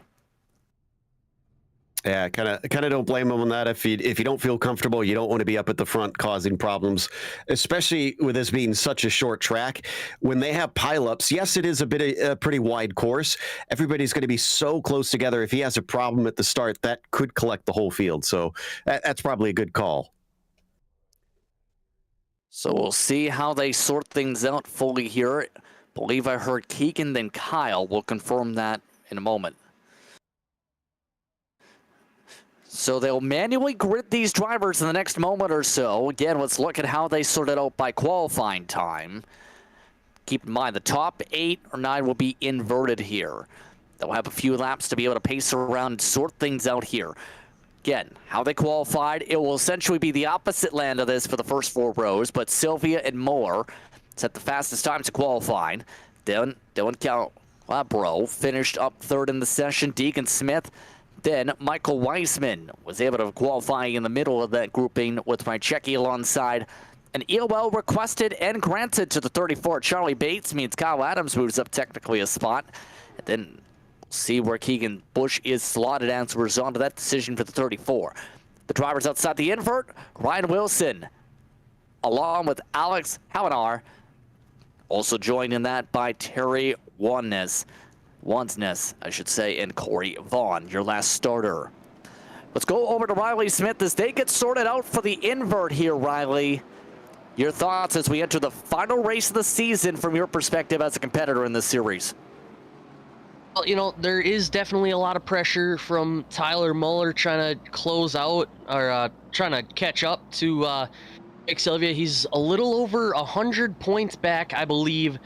So any point matters, and you know, for Jake Sylvia, all you got to do at this point is finish. And it's gonna be interesting to see how they both do. Michael Weisman was in it in the last race, but unfortunately, due to the rough racing that he had just a little bit ago, he about 200 points, I believe. So. As a competitor, though, I'm looking at, you know, just trying to close out the season on a high note, trying to just finish at this point, really. We'll see if we get a good, clean finish to the season. Part of this doubleheader. Thank you very much once again, Riley, standing on by alongside the track as we go and close things out. Of note, Keegan Bush did not get included in that invert. He'll be starting 8th as a result here. Outside of that, everything else is as we mentioned, with the decision of Bates to drop to the tail. So as they finish up the sorting here, Joe, what are your final thoughts before we get things started for one more time when it comes to the campaign before the showdown of the Triple Crown? My thought is that I looked and checked. The last time we were a track this short was at the Bull Ring. And that one didn't go so smoothly. There was a lot of cautions and there was some messy racing. So crossing fingers that this one will be cleaner, that they've learned a bit since that one. But if we're going based on history, get ready for a bumpy ride. Leave 2 to green on the pace truck. We'll see if we get the restart here or next time by. The lights are already out on said truck in turn. Kyle Adams trying to make sure the tires are ready here as the control car. And we will get the start here. A quick green flag from Barney. Rychecki's not ready for it. And all right, the inside line is going. We're underway. Boy, Kyle Adams doing a great job on that start there. He is going to get a huge jump on everybody. And Weisman is once again going to try and take advantage of what's been gifted him here. This time he doesn't get punted off in turn 3. In turn, taking advantage advantage. Calabro up to the 3rd spot. Already Sylvia into the 4th spot with the use of the apron. Rychecki was not comfortable off the jump. He's already at the back of the field.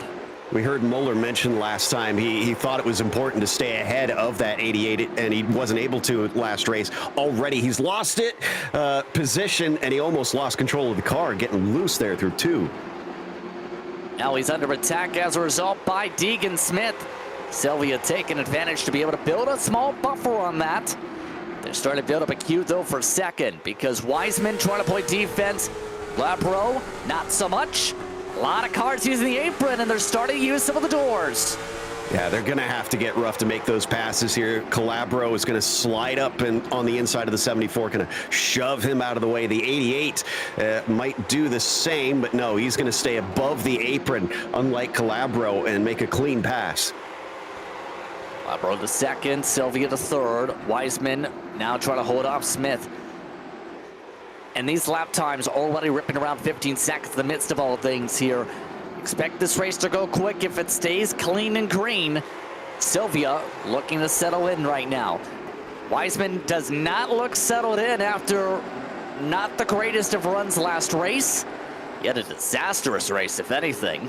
He's already back to 6th. Yeah, he's been dropping positions, but Muller looks like he's finally settled in. In fact, is trying to fight back there in front of him. You can see him trying to get underneath Deegan Smith, but didn't quite have enough nose there. Not willing to try the move that we saw Calabro do, but I wouldn't be shocked if we saw more cars do that sort of. It's not quite a slide job. It's kind of just more like sliding into your competitor. It's kind of a dive bomb. How would you describe that feel in the race car, Riley, of saying, normally you say, let's stay above the apron because that's usually when there's danger. Here, it's almost looking like, better be ready to use that apron because what's a track limit? Well, so here it's a little bit different because you have all the way down to the apron. It's almost like an Irwindale where you have all the way down just about to the grass. And, hold on, we have a spin front straightaway, 17 car, Wansness. Oh, they're keeping it green, and now he's parking it, and now he's gone. So we'll stay green. You were saying? Yeah, so it being in Irwindale style track, you know, the apron really helps the car turn. It can really benefit you speed-wise, and you know, with everybody going down there, it's definitely going to be a little bit harder to pass, especially because the outside here doesn't really work like Irwindale does. As a result, seen a lot of drivers cradling that yellow line as a result, Joe. Adams currently holding on to a slim lead of about 3/4 tenths. They're starting to queue behind with Sylvia to 2nd. Yep, made a very clean pass once again, and this is where the freight train comes about. Calabro pushed up to the outside. Already Deegan Smith is able to get in there, and it looks like Tyler is going to be the last one. So the absolute worst thing here looks like giving up that inside line. You definitely need to cover that off. And also amongst those trying to already battle back is Calabro off the nose, Muller, and there's the bubble. Caution is out, Tower Muller slides it up. And we're under yellow for the first time on lap 16. The 71 taking blame of the radio. Yeah, sounded like there was a little bit of disagreement at first there, but 71, I'd say, yeah, a bit at fault on that one. It was a late move, although he did have a pretty good presentation. The one maybe could have left him room, but he wasn't even touching that yellow line initially. I think the 71 just bit off a bit more than he can chew.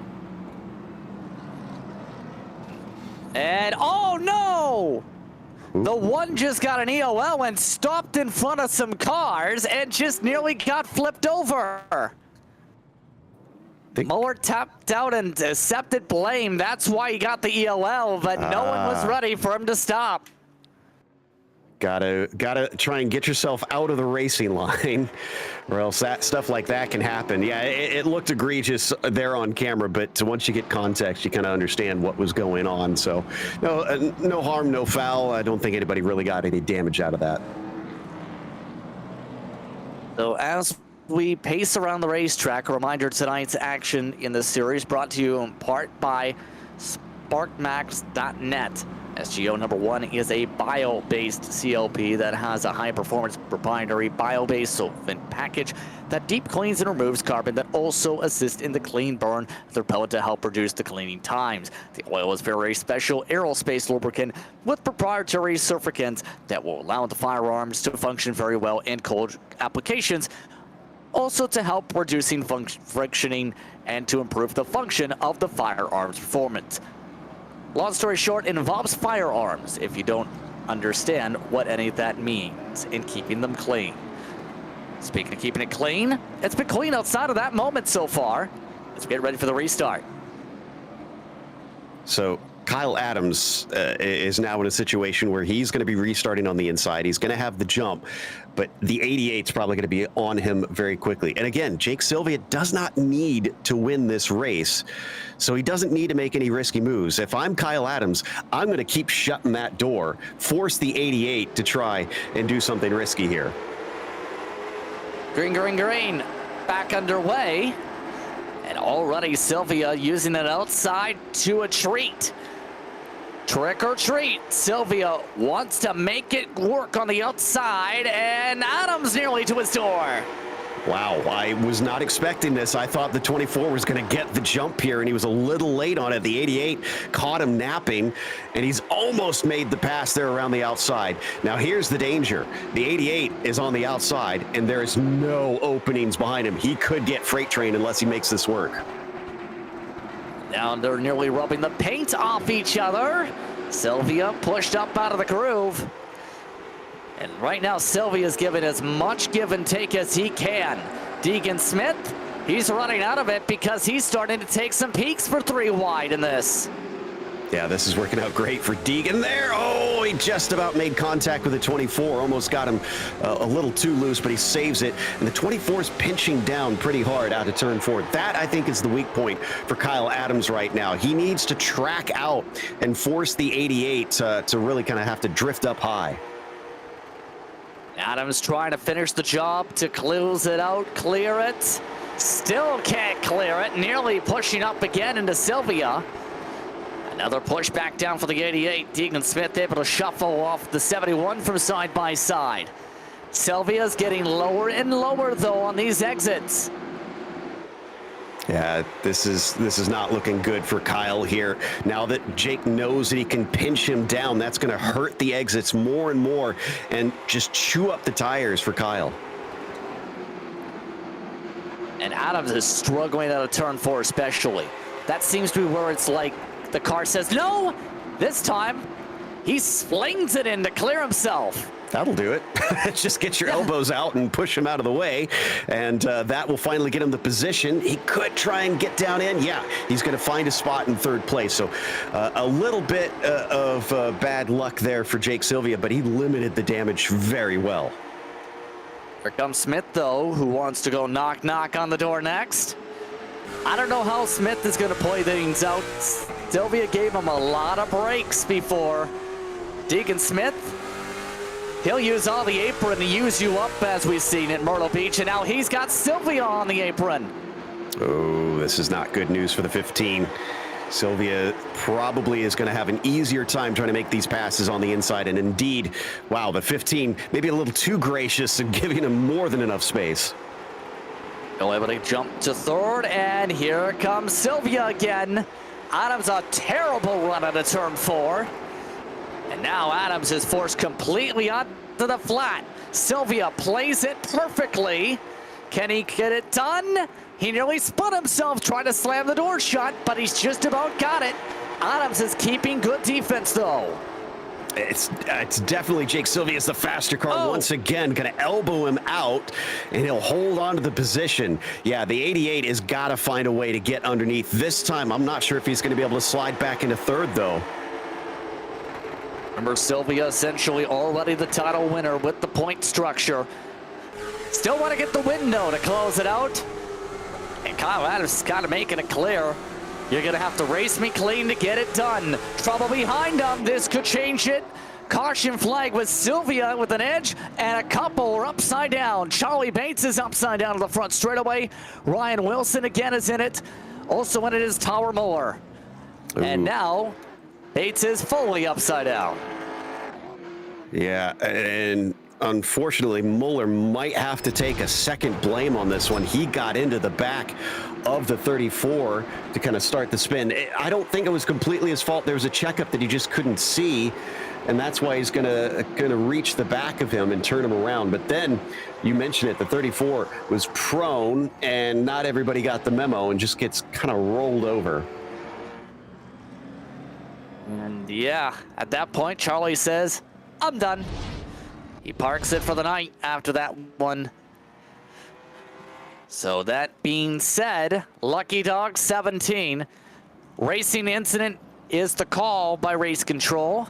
And Sylvia is the leader. Kyle Adams lost the lead by a couple 1,000ths of a second at the time of the caution flag. That's gotta hurt. I kind of wondered. I saw that caution flag come out. I was looking right at them, and I thought to myself, that 88 looks just slightly ahead. And the timing tower agreed. So Sylvia will now have the advantage, and Kyle Adams is going to have to be put into the position that the 88 was in. If I'm honest, I don't think Kyle's going to be able to do the same thing that we saw Jake did, because it definitely seems like Jake has the fastest car today. Get ready for the restart and give a slight clarification on Spartamax. Double check the details on that. It's not just involving cleaning guns, it's about cleaning tanks, actual air fighters, machine guns. Yes, that is a real thing. Can they clean They do a lot. trebuchets? Seriously, yes. Yes, I think that's a thing. I think that's what they do. Green, back underway. Sylvia, perfect. Yeah, got a really good jump on that one. Deegan Smith actually going to be able to take second away from Kyle Adams. Yeah, Kyle really needs to get to the bottom quicker, sooner rather than later. Calabro's not going to give him space. Muller, I doubt, is going to give him space, and he smacks the wall just to add to his woes. And that and he gets turned. Oh, caution flag is out. Adams gathers it up in the heart of the field. No one else hit him, but that was a quickie yellow. Yeah, Keegan Bush kind of started him, turned around, and then turned it back straight right when they threw the caution. Great job. Everybody just avoided the two sliding cars in front of them. So really no other problems other than everybody just needs to regroup from here. Let's see what happened here. A couple of them hit the wall, and then boop. Yeah, very quick. Just like I said, kind of hit the left rear of the car, and then hit it again, turns them right back forward. I imagine Keegan's probably going to get the blame on that one and being sent to the end of line. But interestingly, Kyle Adams was not allowed to get his position back. So he's actually in 11th now. And it'd be a bit surprising if they give him the EOL here, and unless he's kind of putting his hands up. Racing incident. That's the call. No one getting a penalty there. So with that being said here, coming up towards midway already.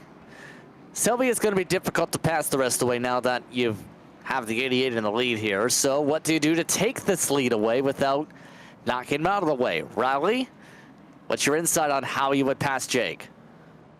Well, Jake, he is a really good driver. You know, he's fast too, so that helps him. But for Deegan, you know, running second right now, and Calabro running third, they very much have as much of a shot as Tyler Muller in fourth does. They've just got to kind of get Jake into a spot where, you know, he's maybe not the most comfortable, and use that to their advantage. But I'm not super confident that they'll be able to do that just based on Jake's speed here early on in the race.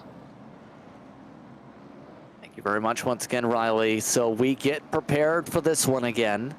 Sylvia, Smith, onside Calabro and Muller, Bush, Wiseman, Hawanar, Wychecki. Pace truck is off, green flag is out. A good start for Smith. And Smith in position to try and do something. However, Something is defending instead. Second is on because the 71 is there and moving him up the track. Just the lightest of touches between them. It's all fair still right now. Yeah, Calabro knows this is his best chance. But the problem is, I think we're going to see this all night. The even-numbered cars are obviously going to be disadvantaged. So drivers are going to be fighting to get to that second place.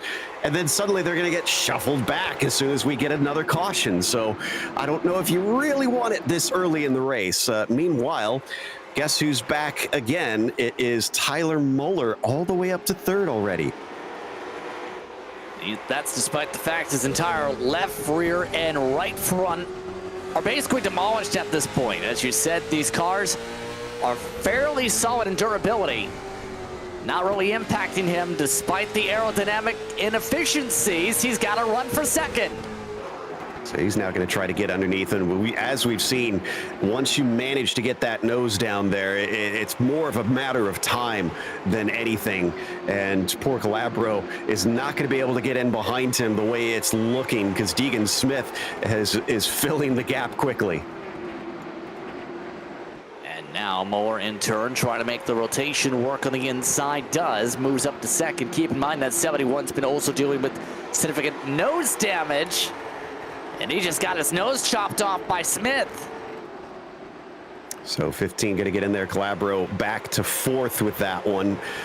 Nice job limiting the damage on his part. But all this battling has meant, look at the gap up there. It's almost a second up to Sylvia. Again, all he has to do is manage this from here until we get a yellow. So he doesn't even need to run away any more than he is now. By the way, we are now just past halfway in this race. We'll see how this season finishes out. Sylvia is already essentially the champion here, as long as he stays running on the racetrack, in theory. Doesn't do anything wild, extremely wild. Right now, he doesn't need to do anything other than just maintain, with how the battle's more so on for second than it is for first. Yeah, and this is awful for Tyler, because he's kind of in the same spot he was before, where he said, you know, I had to use up my stuff to try and chase him. Yeah, he's going to have to push hard. If anything, he's also hoping for that yellow. Well, I guess the 88 isn't really hoping for it, but, you know, essentially Jake can kind of sit there and chill, whereas Tyler kind of needs that yellow to be brought back in. Otherwise, he's going to have to use up a lot of his car to have a shot if it stays green to the finish. 45 laps to go on the season, and before that run up to the Triple Crown Showdown at this point. The rhythm is back to a focal point here. Right now, the drivers, in terms of fall, only about a tenth or two a lap, so there's not a lot of it. For the most part, though, that's kind of the key, especially when it comes to the setup side of things. Riley, I want to ask you a bit on this one. It takes a lot of precision in terms of a lot of skill to make sure you limit fall off. It seems like your top runners know exactly that. What would you say in this situation if you were in this with how little fall off we've seen this race?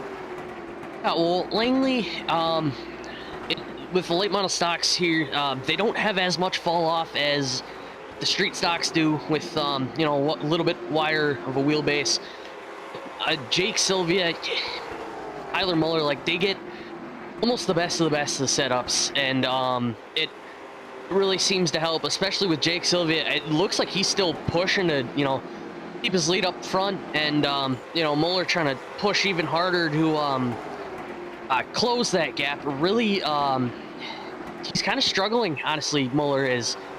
I don't know if that's just setup wise, where he's just getting back into it too soon, and the tires are starting to go away for him, or what it is. But he's really starting to fade away here late.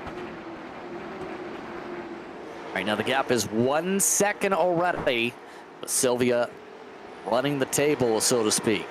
You mentioned the work with teams like Ryan Kuhn. For reference, in terms of setup side, they've had a long-time partnership. On top of that, Patriot marketing partnership that's kind of come from that team perspective. And those networking skills are why Sylvia in turn has been solid on the sim, and why we've seen him have a lot of speed here today. That is a grouping that has a lot of hyper focus on short tracks. Well, Unfortunately, the focus for Muller seems to be more on trying to hold on to things because Riley touched on it. The car looks loose at this stage. He used up a little bit too much. I've already seen him wag the tail a number of times, but the 15's trying to fight him as we check in with the 74. Weissman doing at least a little better at this stage than he did last time, where he was usually at the back. He's trying to fight for 6 with Hallinar and just about gets under him. You see the 74 now getting a little bit chippy with the back bumper of the 57. That's again for 6th position. Hallinar slowly has moved up from that 11th spot, but he is starting to park the bus here with how tight he's getting on corner apex, it looks like. A little scrape of the wall there for Weissman, unfortunately. So he's using every inch of the track there. He's not leaving anything to it. He's got to watch out because Kyle Adams is recovering and he gets so close to getting underneath. Remember, we talked about it. Seems like if you can get your foot in the door, that's a big part of the battle. And the 74 just can't get there before it's shut each time. The door is now a little bit open. Although the door hinges are trying to keep things a little bit steady there. Weissman still trying to run that apron to try and get something, anything alongside with 32 to go on the season. Hallinar once again going to be able to shut him down. Just, I mean, an impressive job here from this 57 because he's also running about a lane up. He's not really touching the apron and he is leaving that door a bit open at times. Yet the 74 struggling now. That's what he was looking for. Fully through and should be able to finish the job. Weissman in turn takes advantage, move that car up to 6th. Nicely done on the clean move, essentially, to get around that 57 car.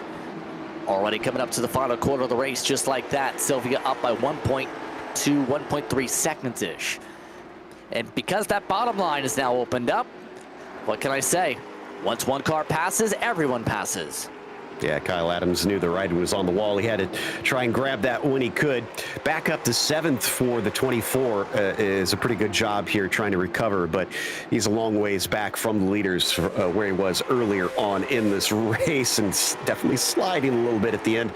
I think we're starting to see these drivers feel the effects of how they behaved in the first half of the race because they're reaping what they've sown. See how they're trying to rim ride around the bottom, so to speak, just in that yellow line here. And still, Muller's done solid, but solid's not good enough when it comes to speed pacing here. You have to wonder if he wasn't involved in some of the early troubles, if he'd have a little bit more of the pace. I don't know if it's the fender or what, or if it's just the fact Sylvia's really solid long run as a whole as a driver here. A bit of column A, a bit of column B, maybe. Although I don't think the damage is going to be that critical. If you hit the bodywork at this track, you're fine. This is not an aero track. But if you hit the corner of the car and damage the suspension, you need that mechanical grip, and he will be suffering. But I'm not seeing anything that looks too egregious here as Calabro now suddenly finds Keegan Bush getting a little close. No, actually, no. Who is that with him? That's Rychecki. That's a lapped car, so that's not for position. Rychecki is 1 lap down, 3 down when it comes to Wansness. It's very calm at this point. What can you say when it comes to the psyche in a long run like this, Riley, in your experience? Well, you know, long runs can definitely play a part on tire wear because, you know, the longer you go, the harder you have to push. And pushing really doesn't seem like an issue for Sylvia. I mean, he seems to be on cruise control, whereas Muller, you know, he's pushing, but not making as much time as he probably would like, and actually he's losing a lot of time now. I definitely think with tire fall off not being that bad, I definitely think Tyler is suffering effects of a lot of tire fall off here late in the race. There are 20 laps to go as a result of this, how this is playing out. Very much so a long green flag run. Still only 3/10 to fall for the race later. Some of the others up to 5 to 6/10. You have to say, though, even then, it's been a good season overall if you think of the big picture. Lots of drivers, lots of entries. We had up to 57 drivers, 56 should say, make appearances or at least register this year. Yeah, and that's total over the season. Not too shabby here for a new series as we see a little bit of the racing there between the 71 and trying to hold back Ryan Wilson, who's a lap down hold from on. him. We have had one park in the grass. The 17 of Wansness said, you know what, I'm bored. I'm going to park it. But he did it in the infield instead of the pit lane. Yeah, no caution for that, thankfully. Didn't like how the racing was going. He's going to retire early. Kind of don't blame him. We're 15 to go. He's 4 laps down. It's unlikely he'll get any positions. Sylvia, outright dominance here. He's led 54 laps consecutive here. Second, he got up front. He just took off to the moon. Ryan Wilson, meatball flag. He's broken the suspension all of a sudden. Ooh, must have slapped the wall. He's going to have to come in. Actually, is it the left side? Well, yeah, the right side's also pretty damaged, but I thought I saw damage on the left front of the car for some reason. It's a bit strange if you manage that, but yeah, that's his race over. Meatball flag this late in the race, you're done. Let's take a look. This is the closest it might have been because He already had the damage on the left side. That's very strange. Well, I'm trying to think of the way to phrase this. The air has been like a hurricane, if you get what I mean, here today on the platform. I think a giant wind gust punched the left front tire out. That's the only reason that would make sense. Yeah, that was a bit strange on that one, but it's only 10 miles an hour, so I think there's some other reason. Meanwhile, the 88 currently, oh my goodness, he's 2 seconds ahead of Muller. Jake Sylvia is just doing Jake Sylvia things. Yeah, under 10 laps to go, outright domination when it comes to the 88. Only has 1, maybe 2 cars to play a factor that are lap cars. That's Howard in 9th position. The next car in line to be a lap will be Corey Vaughn, if that's even necessary. It's been extremely calm for the race leader in Sylvia this entire stint since the last caution. All he needs is to see it stay green, and he can celebrate the championship with a back-to-back win.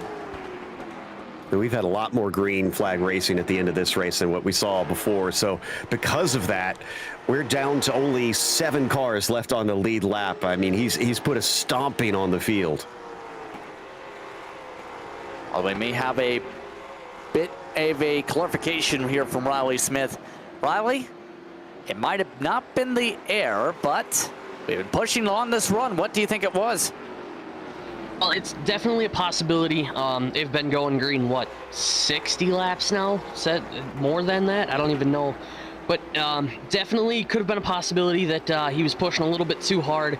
That left front finally let go and just, you know, kind of ended his day, unfortunately, with no sets of tires. Can't get back out there. Good to know. So, well, it is a form of air. Air of the tire, one of the tires show possibly, with under 5 laps to go. You can't do that if you are outright pushing the whole race. Yeah, exactly. The only thing that'd be strange that I don't understand on that is that it would be the right sides that would go before the left sides on an oval track. Yeah, so I unless he had a very strange setup, but we're down to 2 to go. I mean, Jake Sylvia's got this thing on wrap. Coming up to the white flag on the season here for the Misfit Touring Series. It's been outright domination today for Jake Sylvia. He takes the white flag when it comes to the 13-week season. For Sylvia, he started the day with the victory at Myrtle Beach to all but mathematically lock up the title. This just about 100% confirms it. Jake Sylvia is a champion in Misfit Touring Series action. Second to Muller, third to Smith. Hasn't been a flawless season, but it has been an impressive one from that 88 machine. I mean, from very early on, we could tell that he was going to be difficult to overcome for a lot of drivers. And even when he had his bad days, he still would manage to come back and get those good, solid finishes. This time, he is also going to burn it down in victory lane, putting a couple of nice tire marks through the checkered flag. Yeah, the staff over at Patriot Media and Marketing Services are going to love how this performance went from him today. A championship-worthy burnout. Burn it down. You don't need that motor anymore. And someone said you don't need that car to look nice anymore. I think that was Wangs just having a little bit of fun out there since the race is over. But yeah, Jake Sylvia certainly going to enjoy this one. It's been a stressful couple of weeks, I'm sure, on trying to perform week in and week out for this series. But once he put himself in the position that the end of the season, you could tell that he was just thinking, you know, all I got to do is finish this one. I'm gonna put my mark on it, because he still fought hard to take the wins, and he did so in both of these races. But regardless, he kind of knew he didn't have to take the big risks. Jake Sylvia to the Polish victory lap. We'll take a break. Post-race coverage right after this. You're watching Podium Esports. Racing isn't easy, but experiencing it is. iRacing puts you in the driver's seat with the industry's leading sim racing game. Drive on laser scan replicas of the greatest racing circuits from around the world. Go head-to-head against other drivers chosen by skill-based matchmaking to ensure competitive racing at every level. Compete across all your favorite series. In officially licensed cars, engineered to deliver the most accurate driving experience possible.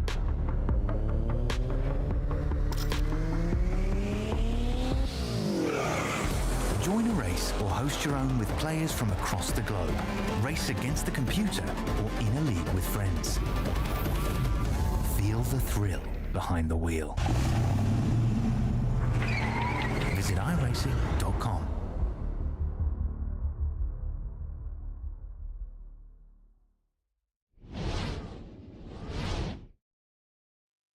Welcome back to Podium Esports and its coverage of the Misfit Touring Series here from Langley. Let's take a look at the unofficial race results for our final race of the season. Sylvia finishes up the doubleheader day with double victories.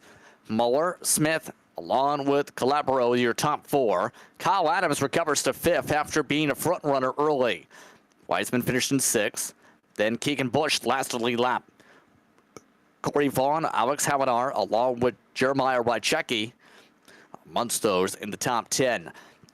Amongst those, several laps down in our DNF tier today, Terry Wansness, along with Ryan Wilson and Charlie Bates. Bates had the biggest hit of them all, upside down. The only driver to go upside down today and on their lid. Let's take the time to talk with our final top three of the season, as Deegan Smith is standing on by the guy that nicknamed himself in Discord the career ender. Was able to finish in the top three in the second race of the day.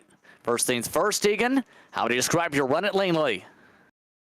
Pretty good. I think I could have been better if cautions came out. My car was way too tight, but you know, it's a good day when you finish in the top three, and congrats to Jake. You were quietly amongst those in the top four entering the day in the point standings. Essentially get yourself basically top three, if not top four today. How would you describe the pressure of performing 2 times 100 laps apiece in the span of about a turnaround time between races of maybe 20 minutes? You know, when you prepare yourself, like if you run the snowball or something like that, it's not really a big difference, but you know, running back-to-back league races, it kind of puts pressure on you when you're in the points, going for a third. So with that being said, how would you describe the season as a whole for you? It was pretty good. I think I could have did better in some places, but you know, I don't know. If I didn't miss 2 races, I think I could have been second in points. Anyone who want to give a shout out to here? Fusion Setup Shop and Victory Fuel. Thank you very much for the time. Deegan Smith, all business when it comes to the conversation. Second spot yet again with Joe is Tyler. Yep, another time around, Tyler, unfortunately, second place again. I mean, you'd mentioned that in the first race that you wanted to try and stay with him or stay ahead of him at the start. This time you started ahead of him again, and he immediately got you. Did you kind of go, oh, no, not again in your head? Yeah. Well, unfortunate way for it to start there. You got bumped back. You climbed through the field and found your way to second. And then it stayed green. How was the car handling over that long stint, especially considering you had to try and chase Jake during that portion? It was fast, just not fast enough. Well, and I'm sure, you're probably a little tired of being behind him. What do you see yourself having to do between seasons or to the next championship to try and catch up to that 88 car? I don't even know. Probably just going to practice during the off season, see if I can get better in certain areas. Can understand it's probably a little bit disappointing to come second both times. Even still, you've proven pretty fast compared to the field as a whole. So congratulations on back-to-back podiums. Thank you. Tyler Mueller and the number one machine out there today, winding up second place twice, Justin. But the man that was first twice was Jake Sylvia. Yes, indeed. And basically, we can say this unofficially, your champion for this season, the first season for Misfit Touring Series, Jake Sylvia. Now it's basically mathematically official, just waiting for the full officialization, so to speak here. But how would you describe the championship run after a masterclass of a championship burnout? I don't know. I mean, hey, we can breathe a little bit now. I don't got to worry about it. We're said and done and moving on to the next one. We got 3 weeks to Triple Crown and here to go get another one. So that's my only goal. Keep on looking forward. And in turn, it was interesting to see one of your main partners in Patriot, Grant Brown, the CEO of that company, poked a lot of fun, basically saying things. I believe you're the only person not to like that in terms of throughout the Misfit Racing League's social medias here. How would you describe that support from Patriot in turn and the placemanship, I guess you could say, with the other championship competitors in that? Yeah. Grant's always made a way to make it interesting. Poking a little bit of fun here and there. He's one of my good buddies, so we've had some good races so far, just this season alone. It was good to be able to wheel him on the quarter panel out here to a championship and 5 wins. I really can't say nothing else. This has been, a dream season. I kind of showed up here just expecting to, be able to contend and get some top 5s here and there and kind of do my thing. And I mean, we kicked it off strong and we've carried that momentum all the way through the season. So with that being said, that Triple Crown showdown featuring Slinger, Bristol, Martinsville. What's your confidence level in terms of that combination here, since essentially you're the first seed of those locked in? Yeah, Slinger, I'm coming off. We had a unbroadcasted Slinger weekly series that we were just wrapped up about 2 weeks ago. I came off the championship in the late models there. We rolled into a 200 lap race there last week. I got the win in that one. Me and Deacon battled out hard, and it resulted in him getting up into my door and spinning out. So, it wasn't like it was a fight all the way to the finish. So I really don't feel like I closed that one out all the way. I think it's going to be there. I think it's going to be a rough one. I don't know if I got a chance at him. Wiseman was with me all season there. Bristol's not a track I've really ran much there. It's tough because fast track, especially in a car like this, a lot of grip, a lot of downforce, a lot of banking. You're just going to be, really just trying to focus on speed. And if you get caught up in something, I don't know if you're really going to recover. You're going a lot faster and a lot, tighter quarters around that place than you are anywhere else that we race. So that's a little bit on the sketchy side for everybody heading into it. But Martinsville, these tracks are made for that. These tracks in Virginia and Carolina area, so it's gonna be good. I think that's gonna be a really good race, really good way to close it all out. yeah, I'm just going to focus on a little bit of setup stuff this next week. Try to find a little more speed and try to go out there and get another chip. On that note, congratulations once again on the victories today, and of course, officially the championship. Thank you. Jake Sylvia putting up a stellar performance here today to close out the season. I believe we have Kyle Adams standing on by here as well. Kyle, the season coming to a close here. Your thoughts on the season? Finishing up here, a back-to-back win day for Sylvia. Yeah, no, it's man, that was a fun day. Low car count, but definitely I think we put on a really good show.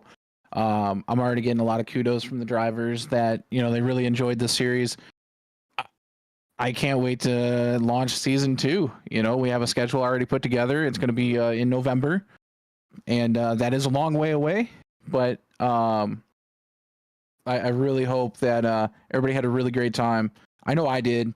It's been great partaking in some iRacing and having Podium on board along with Molly, Custom Silver. Spartamax definitely came in and did some wonders for this series and helped throw us so far. It was awesome. It's just been a really great 3-4 months, and we got Triple Crown coming up in a couple weeks. That's going to be great. Then we're going to fire off our summer touring series, which hopefully we're going to have you guys broadcast as well. And along with that, we're going to be dipping our toes into a little bit of off-road business and have a trophy truck division along with a dirt late model pros. So Misfit Racing Leagues is here to stay, and we're going to do nothing but grow, and hopefully you guys watching come and join. Just follow us on Facebook, check us out on YouTube, and come join the Discord. We got a great community here. I think you hit upon the points I was going to ask about in terms of what's coming up and so forth. The interesting thing is going to be that Triple Crown Showdown, of course, the closest of those coming up here. In fact, in about a week's time here. Describe that event once more. I believe the champion gets a custom-made belt buckle from Molly's Custom Silver. Is that correct? That is correct. Yeah, the Triple Crown series is sponsored by Molly's Custom Silver. The belt buckle, they weigh probably 2 or 3 pounds, and they are all handmade. If you go check out their TikTok, go check out their Instagram and such, you can see videos. It just starts with a solid piece, and they start etching, and it's crazy to watch. So yeah, they're gonna get a instead of a trophy or a virtual kudos, they're gonna get a physical belt buckle that they can cherish. Whether they can wear it, they can put it on display. I know Jake said he's already gonna buy a big display case for his, so I can't wait to see what the guys do with it. But yeah, Triple Crown is 600 laps, 3 races, 3 big tracks, and we're gonna wear out some late model stocks. Well, thank you very much once again for the time, Kyle. Again, congratulations on the closing up the first season here, and in turn, we'll see how things go with the Triple Crown starting next week. Yes, sir. Kyle Adams, a lot of people are trying to call him. Riley Smith, I'll go to you first. Your final thoughts on the season, and in turn, an exciting end to the season tonight. Yeah, it was a fun one for sure. Got to get out there a couple weeks, and grateful that you guys let me jump on in here with you guys and kind of give my thoughts here on the pit road side of things for the final week. So thank you guys. I hope to maybe be back next season, either racing up here with you guys here at Podium.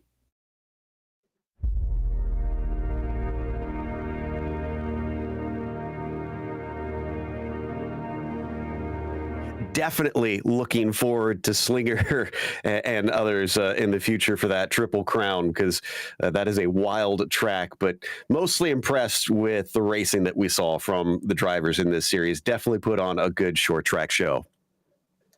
Yep.